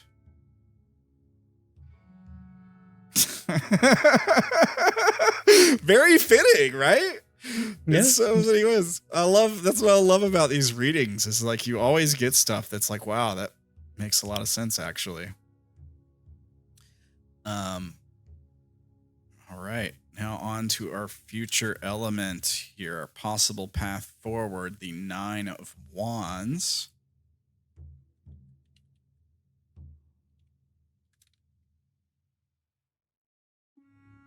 Okay. And it is upright. Okay, here we go. 9 of Wands in the upright position represents a last stand, persistence, grit, resilience, perseverance, close to success, and fatigue. Here's the description of the card. 9 of Wands shows a weak-looking man holding onto a wand with 8 other upright wands standing behind them. The man looks injured, but he still seems ready to fight another battle and desires strongly to win. He has a look of hope and determination about him that should help him go through with that one last battle. It is a card that shows a mix of challenges, hope, and triumph. Its meaning, this is a card that symbolizes great hope, even when one is faced with many problems that threaten to make them lose their balance. The Knight of Wands symbolizes one's life, which has undergone too many trials, but through their determination and will, they were able to overcome them. These won battles are symbolized by the 8 upright wands. However, there are still more trials that the person may face. This can be one major trial or challenge that they're supposed to face to reach their goals or be successful in their quest. The card is a sign of hope and encouragement that you should face your trials with courage so that you may obtain success. So kind of hopeful. Although the possibility of it representing a last stand, not so good. Look, from what I heard from this, you had a little bad time in the past. You are now saddled with something which is actively betraying you and harming you. And it's going to be a challenge to get rid of it. But you might succeed, or it might kill you. The optimistic way to read this is something my past was holding me back. It betrayed me, and my new friend will help me towards the future. Yeah, you hear that And voice in your totally- head as the final card comes up, and you look at it, immediately knowing what it means, because you guys living in this world, the meaning of what's behind these symbols is all second nature to most of you. Yeah, you hear that voice in your head that says, "I'll carry you forward, Oats. Trust me, we can do this together. Just keep me fed." This guy giving you this reading, he doesn't know anything. He doesn't know anything about you, not like I do.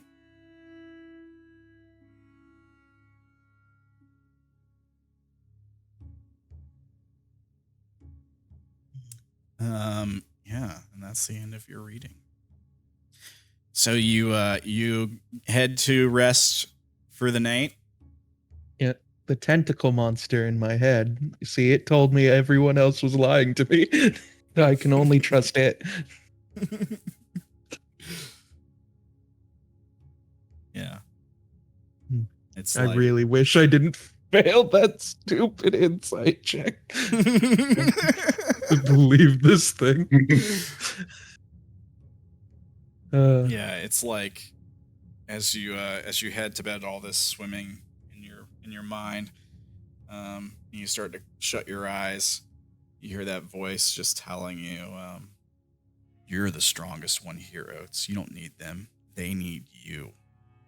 Don't let them forget it."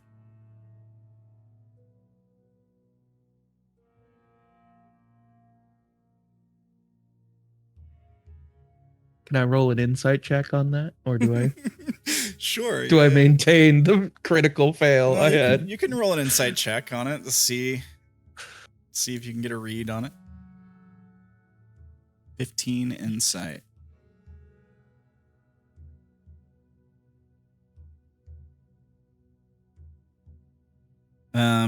There's a bit of manipulation behind it, but it's not necessarily that it thinks it's lying to you. It's almost like it believes this to be true, that you are the strongest one here, but also that it's going to help sculpt you into the strongest one here. Like there's a sense of like, yeah, you have me now, you're going to be strong. But the manipulation there is it's clearly trying to drive you away from the others, or to create discord, dissonance between the others. A very toxic relationship. Yeah. Do you talk to it? Can I talk to it? Yeah, Or is it just talking at me? You can talk back. That's a game changer right there. If I can. How are you going to make me stronger? You feel a tingling in your forearm, around your wrist, where it was sore earlier when you woke up. And it says,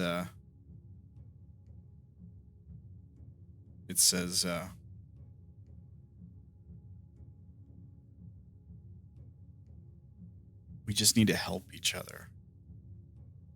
You help me, I help you.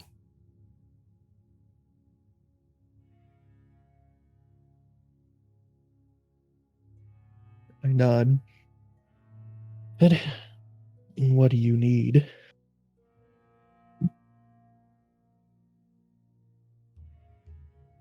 You feel the muscle in your arm tense and flex. Not necessarily against your will, like it's not trying to move your hand around or anything, but just like a reminder of the strength that's there. And it says,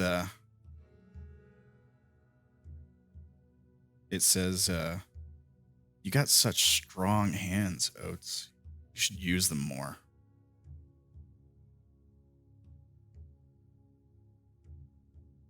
You feel like your hand making a fist. Like it feels good to make a fist. Like there's a little part in the back of your head that's like, oh, I am strong. I can punch anything.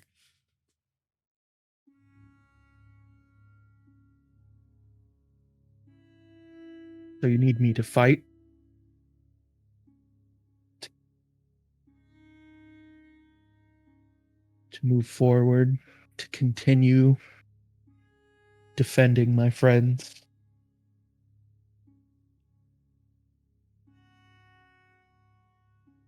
You can defend them if you want. Just don't forget you don't need them.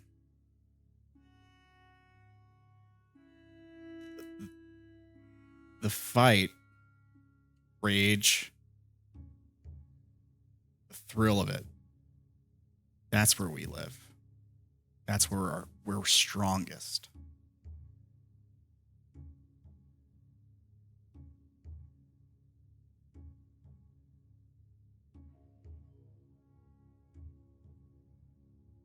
Well, with the world going to hell and us needing to do what seems the impossible, I can give you that. Because it's going to be a lot of it. Yeah, you almost like, you don't see anything, right? But you feel its grin.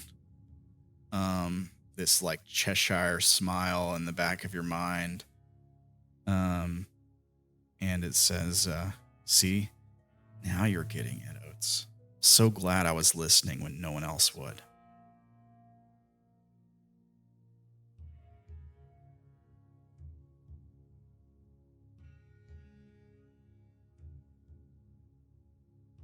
Thank you for listening. And I go to bed. Yeah. Sleep takes you. You don't dream. I mean, unless it's like a normal dream that you want to have, you can you can have that if you like, but it doesn't you don't have any weird dreams this time around. Let's see. Medane was on watch now. Medane, your watch goes uneventful. I'm not going to have you make a roll. You guys just had an encounter. I'm not going to interrupt your rest again.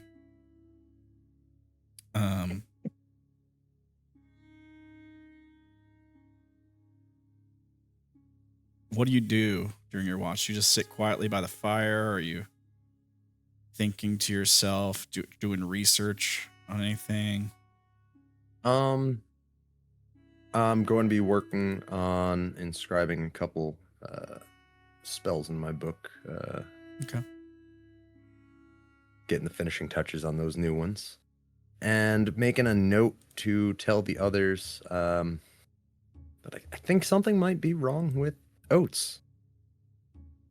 Or he might be in danger in some way. And I'm sure that the others will believe me, because they always believe me. So Medane is the betrayer, betraying my confidence. Yeah. Definitely not the tentacle thing.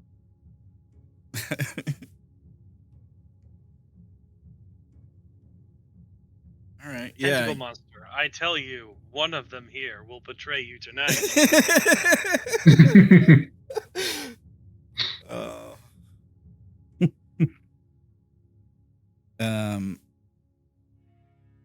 Yeah. All right. Yeah. You get the stuff done. And you're not interrupted again by any crazy horses sprinting through your camp or anything like that. Nothing comes out of the brush to attack you guys. You don't hear anything in the distance. The wind still continues to blow, but it's fairly quiet for your watch. At some point, you I guess you wake Aldrich as you switch shifts, and you move to get your own rest.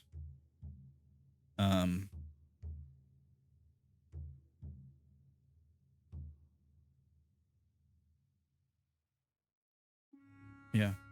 You wake, and you'll wake in the morning with an oddly hopeful feeling, considering the omens that you got today.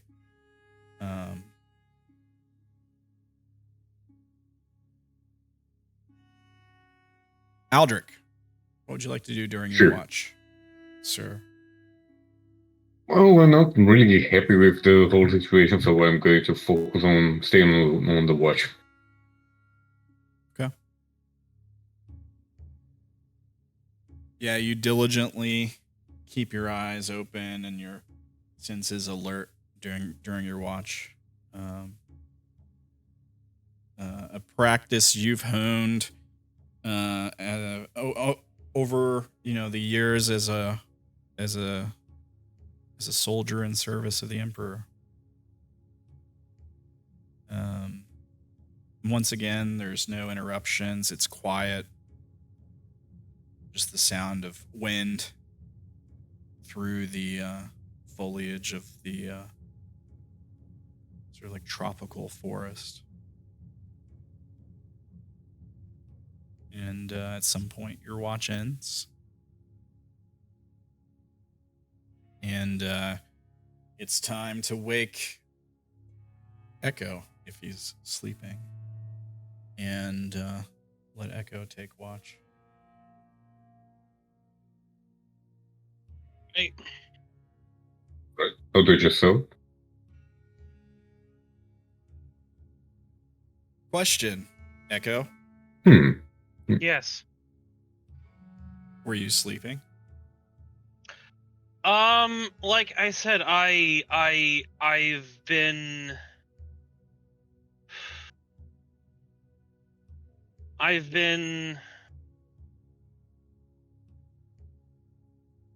sitting there and resting, but not actively trying to go to sleep.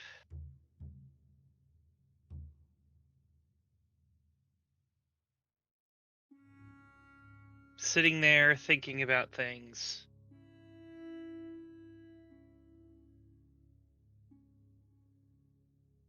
And feeling oddly rested afterwards.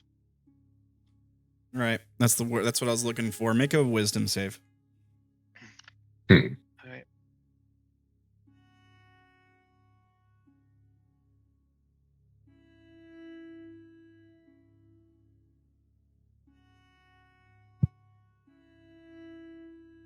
I'll use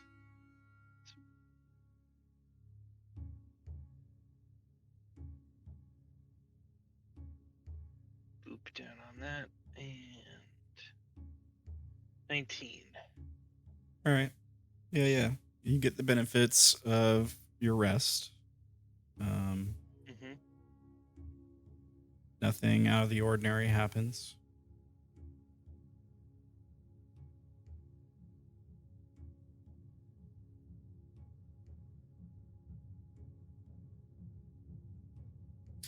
I take my watch. Yeah, you take your watch. And it's quiet. You're left alone with your thoughts for a few hours while everyone else finishes their sleep. What are you doing as the black sun crests the horizon? Packing up. Yeah, getting ready to keep moving. Mm-hmm. Right on. Very well. Morning comes. Although you guys aren't awoken by the sound of birds or monkeys in the brush, just by the pale red light peeking through your tent. The heat of the day settling in.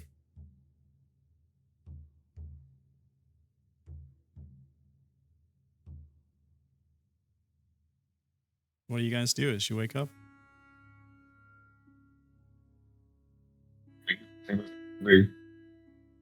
Go ahead and take your long rest. Give yourself the benefits of that. Mark off a ration and water skin if you want to take care of that. Mm-hmm.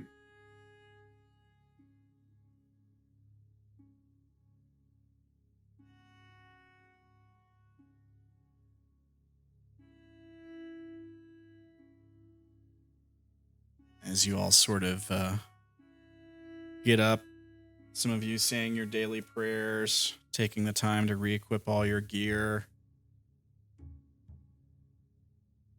Others going over their spells or their spell book. Others maybe lost in thought as they're already awake, just waiting for everyone else to get up as they're gathering their things.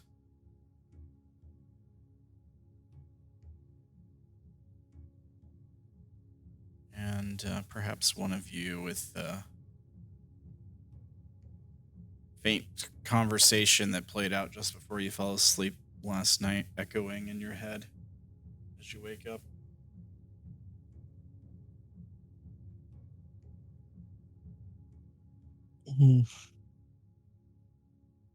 I today prepare myself for combat. Everything's polished and ready. Yeah, okay. Yeah, you definitely get the sense of like a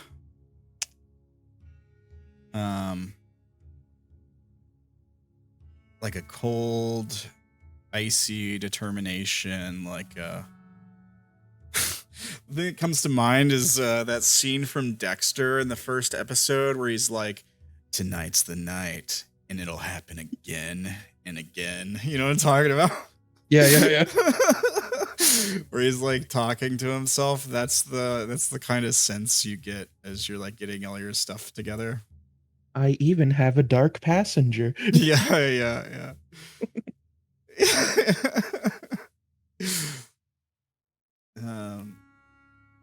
Join the club. I think we all have. It's just Medane is the one with the nice girl in his head. A light passenger, yeah. Aldrich, I don't think Aldrich has Aldrich just has his, his emperor, I thought there was that other dude trying to get into. Yeah, there's the other dude, but he is kind of at arm's range. Yeah, there was something communicating with them. Reaching out. Yep. Got two demons, two gods, and a whatever the hell's in my head. A brain leech.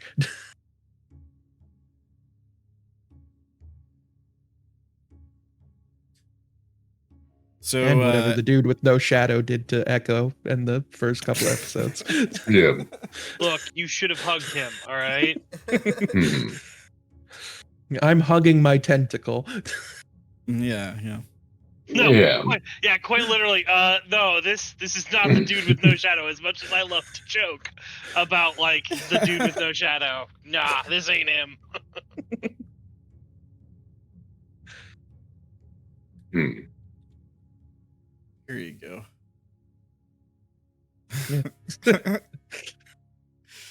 Mhm. Yeah. Yeah, so do you guys is there any chit chat as you guys get up and ready yourselves for your last day's travel? Or are you guys all just like solely focused on the mission ahead, quieter, more serious this morning? For me, I think we just press on. There's a lot of important things that we have to do.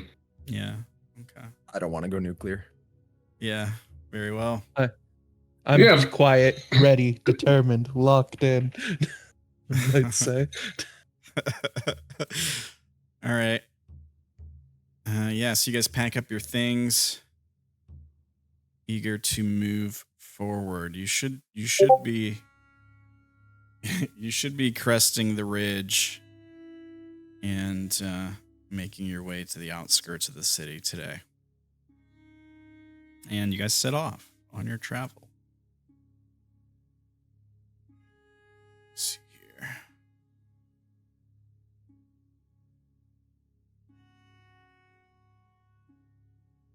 Somebody roll me a D3.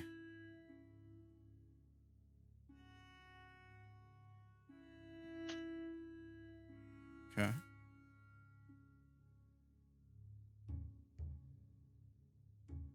Okay.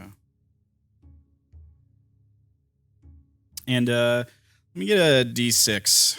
See what the weather's like today.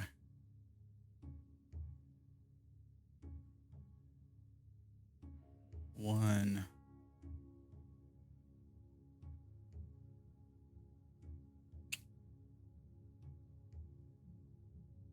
All right.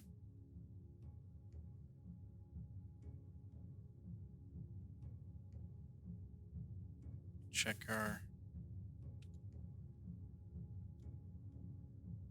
weather table because it's different for different terrain. Weather table. Okay, it's actually clear. It's the 6th that I wanted, but for bad weather. All right. So weather is clear today. There's not even a haze in the morning dew as you all set off.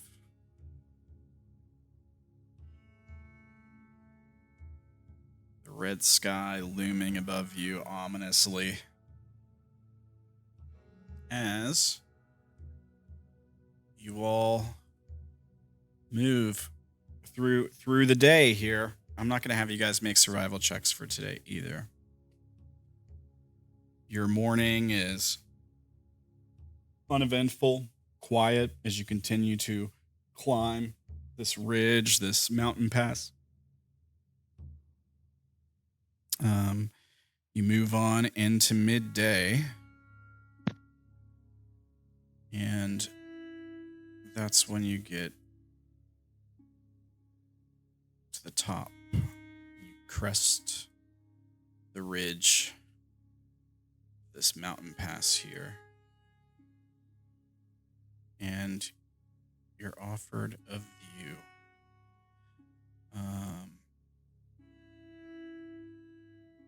As you take in the scenery coming up over the top of this ridge, finally, we get this image from the trailer. Now, this is off in the distance, but essentially this is what you see as you guys crest the top of this ridge. The wind is quieter here, It doesn't howl. It breathes. You crest the last high ridge of the wastes to find the world stretched out before you. Not as it was, but as it's becoming. In the distance, the edge of a dust-blurred horizon, the city of creation glimmers with fractured light. Its spires and domes shimmer in the heat, but not all of them are standing. The land itself is broken.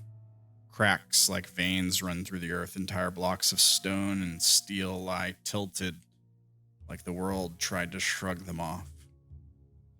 Further still, something moves. At first, it looks like a mountain crawling across the city's edge.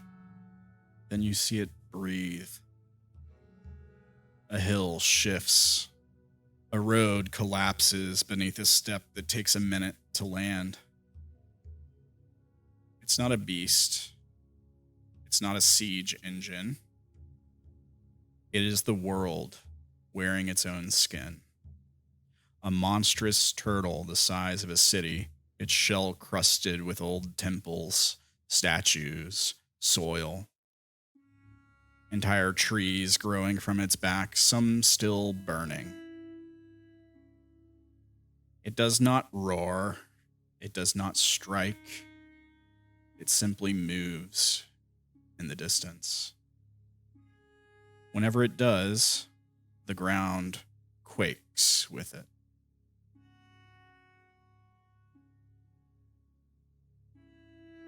As you crest the top of this ridge, a few straggling refugees pass in silence, their heads down.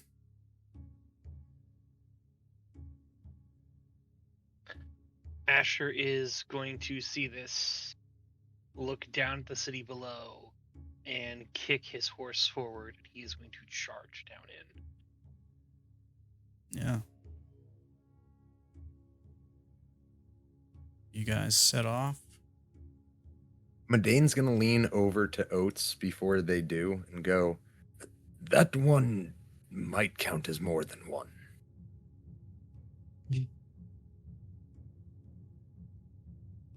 Like a lot more. I guess that explains the rumbling.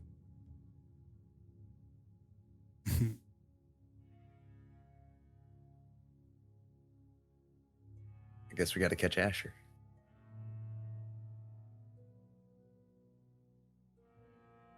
Yeah. Yeah. You guys take off after Asher? Yep. Who's in... So we got Asher in front, then Oats and Medane, then Aldrich.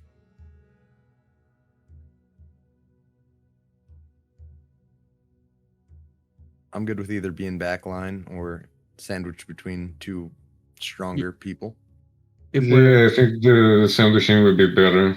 yeah, if we're full tilting it, it would probably be Medane, me, and then Aldrich, given just weight. How much the horse can carry and how fast. Okay. And I think Nurnham will bring up the rear as you all set off down the path. The road in front of you very much stonework now, as the horses very comfortably trot on ahead down this hill, not having to work too hard to move quickly. Gravity doing some of the work for them.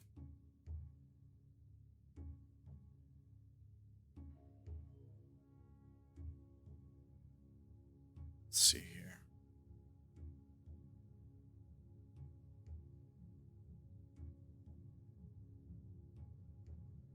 Oh boy.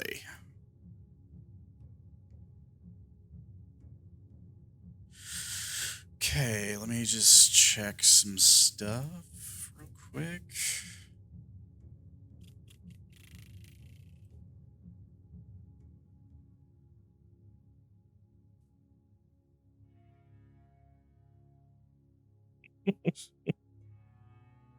Okay. What's that?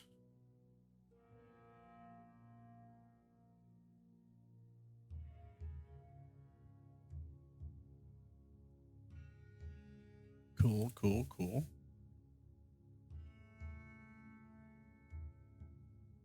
Let me check this. Actually. Yep, that's what I thought. And yeah, okay. Asher, what's your passive?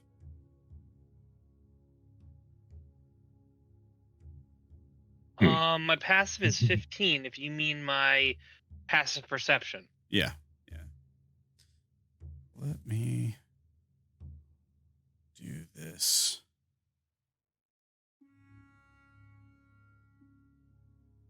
With advantage. 13. All right. Got some good news.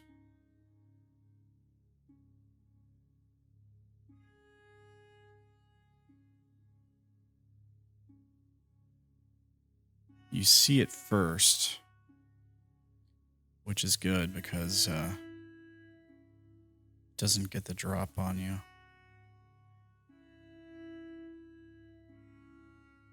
You come around this bend in the road. It's a bit narrow here. It kind of snakes through a path. You got the rocks of the mountain kind of on both sides, you along with a bunch of foliage.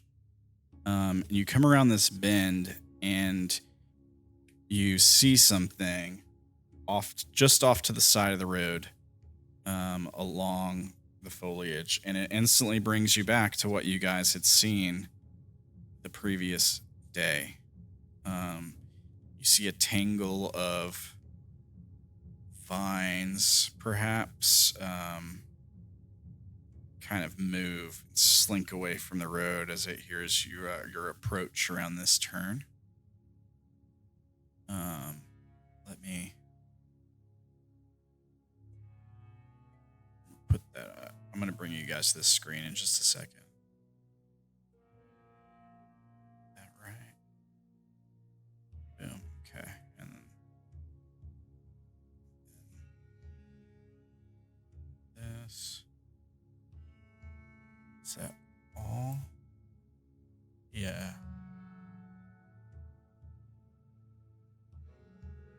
All right. Let me give you a little bit more wiggle room to work with here.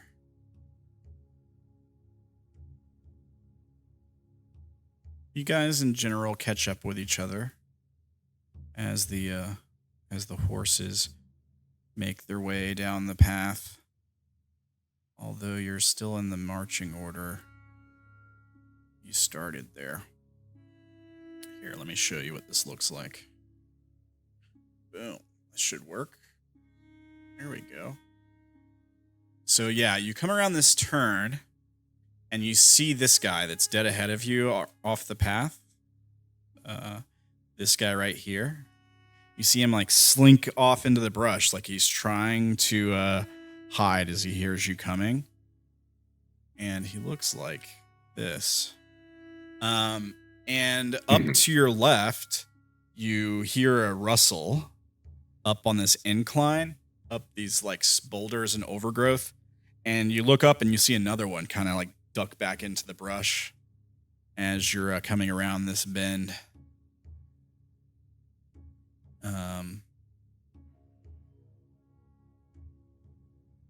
What do you do?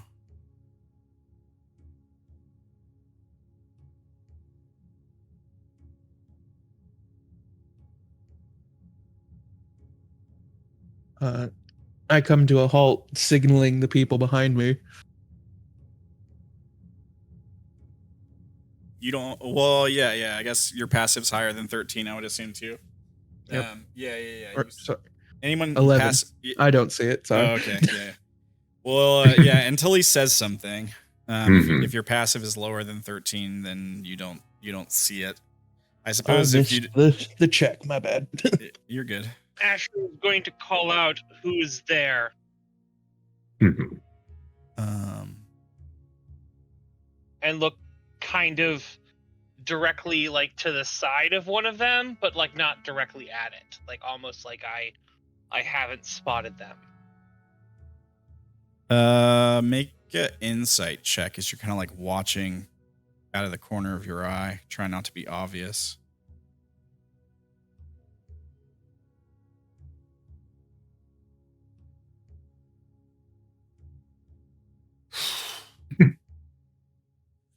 Holy balls, man. It's a double critical fail. That's impressive. So you speak, and the face of this thing, both of these things, is just completely still. They do not respond to your words, seemingly at all. Like, whether in recognition or like verbally.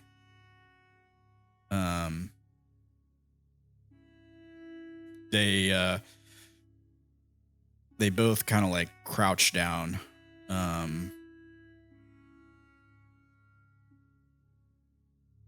Actually, let me just see.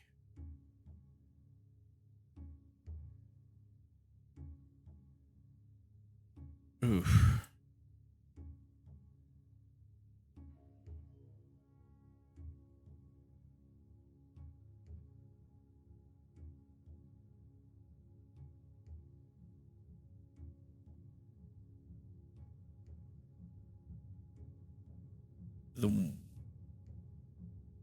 Okay, here's what happens. You like speak these words, and you see no reaction on their face or anything. Even you're not looking directly at them. You're kind of like trying to play like you're not looking at them. I suppose you can make a deception check just to make sure that they don't pick up on what you're doing. Sure. That is a 17. All right. Yeah, I don't think they're going to beat you. 6. All right. Yeah, they don't seem to know that you're looking at them, that you've spotted them. And you're kind of using your peripheral vision to like keep tabs on what they're doing. And they think that they're kind of like behind cover. And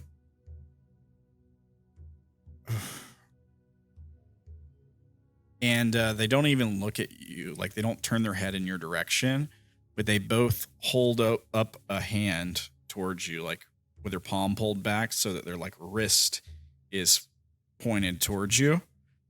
And then you hear like this whistling sound. It's like as these two things fire in your direction. They have disadvantage because you're past their normal range. But they both fire something at you, thinking that they're getting the drop on you.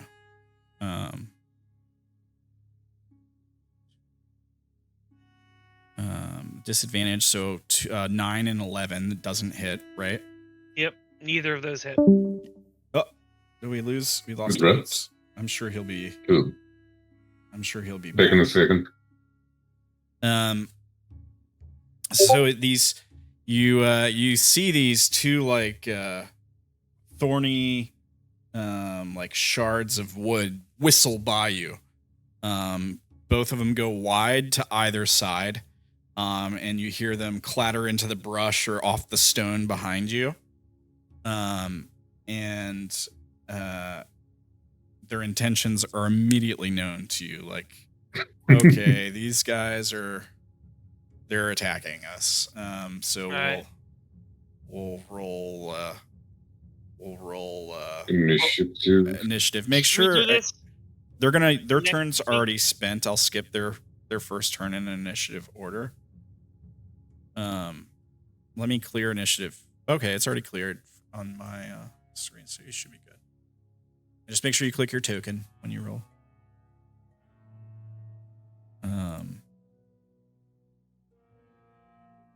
Let me put us on some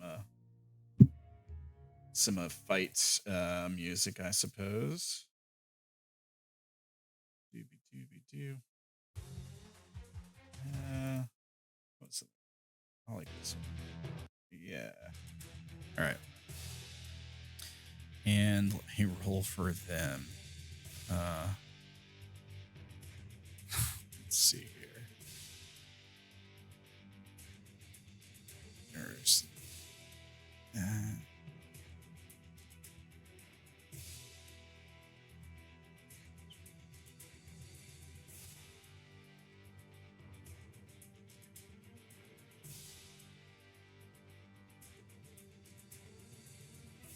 oh, let me do that in GM mode, I guess.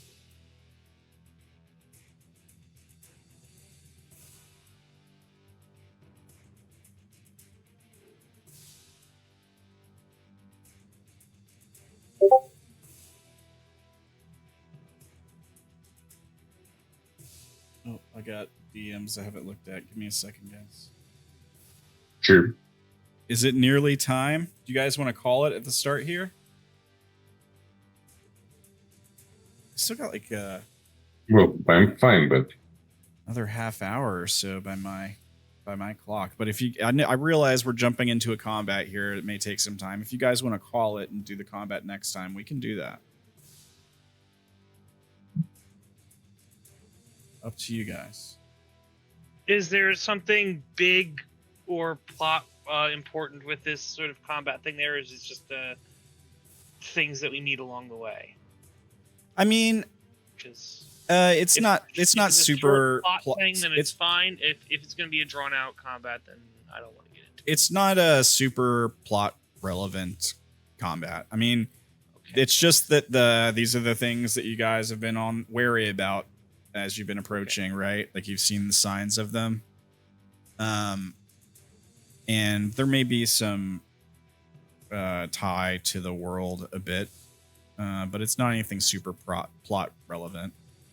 Right. We could definitely hold off here if you guys want to wait until next time. I totally get it, because we are 3 hours in. We're probably not going to finish this combat today. Yeah, we're not going to finish this combat. Oats is no longer here, so yeah.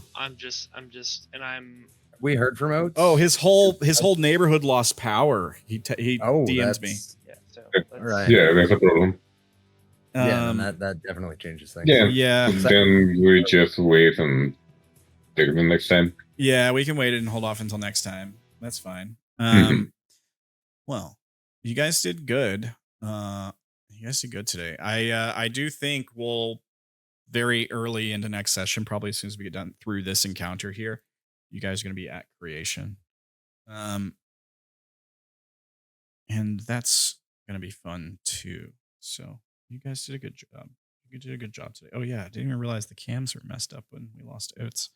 Sorry, guys. But thank you for playing today. Let's go over XP real quick, I suppose.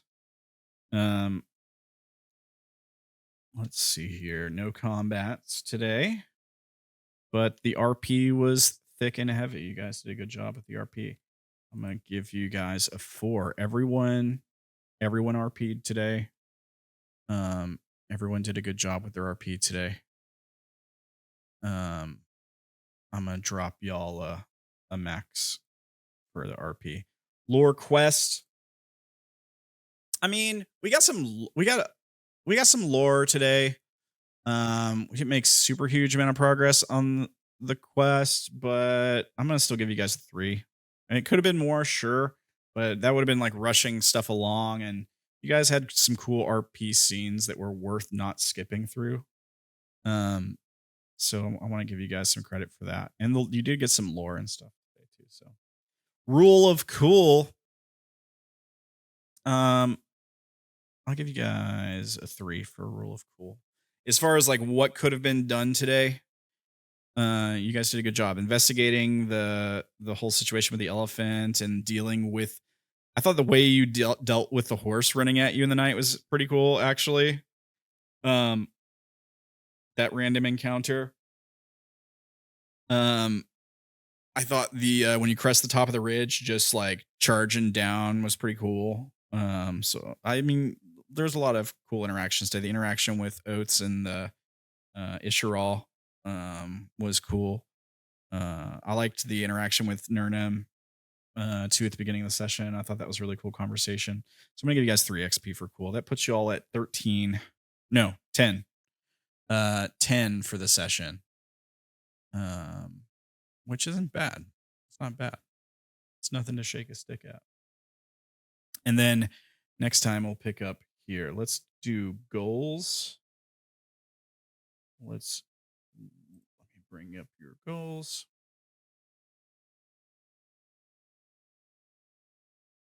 Doobie-doobie-doo. It should be right here. Here we go. So I'll do Oats first because he's not here, and we'll just let him know. Get to creation. I mean, I treated that last time as progress counts, I believe. So I'm gonna do that. I'm gonna keep true to my word on that. Give you credit for that. For those of you who had that goal. Keep friends safe. Yeah. I mean, you did. I mean, there wasn't really much. I mean, there wasn't a whole lot to keep safe from, but I would say, yeah, sure. I'll give it count it as a success. Get a reading to figure out what the dream meant. Yes, also success. Then I'll go to, so you got yes on all 3 of his goals. Then I'll go to Ekko, get to creation. Yes, of course. Locate a Wahor house. Well, we didn't get there yet, unfortunately. Locate a good friendly tavern. We didn't get there yet, unfortunately, either. But I'll give you credit for get to creation. Sonoman, Aldrich's goals. Make even more progress towards creation. I'll count as success. Gather information about Lexorga Sagath. We didn't really mess with that too much today. Try to track the world. I mean, you did catch. Well, we can just see them, so so. I'm going to give you credit because you did literally lay eyes on it today. Like you did literally see it again. So I'm going to give you credit for that one. That's 2 out of 3 for you. I would say getting eyes on it can count as tracking. Let's see. Medane's goals. Find the world. Yes, sir. You certainly accomplished that. Find Ambien. No, I don't think I can give you credit for that. Not yet, anyway. Find Inks merchants. We didn't get there yet today, unfortunately. So I'm gonna give you a 1 out of 3, sir. I think you can probably accomplish both of those. Well, you could probably accomplish both of those next session. I think you could.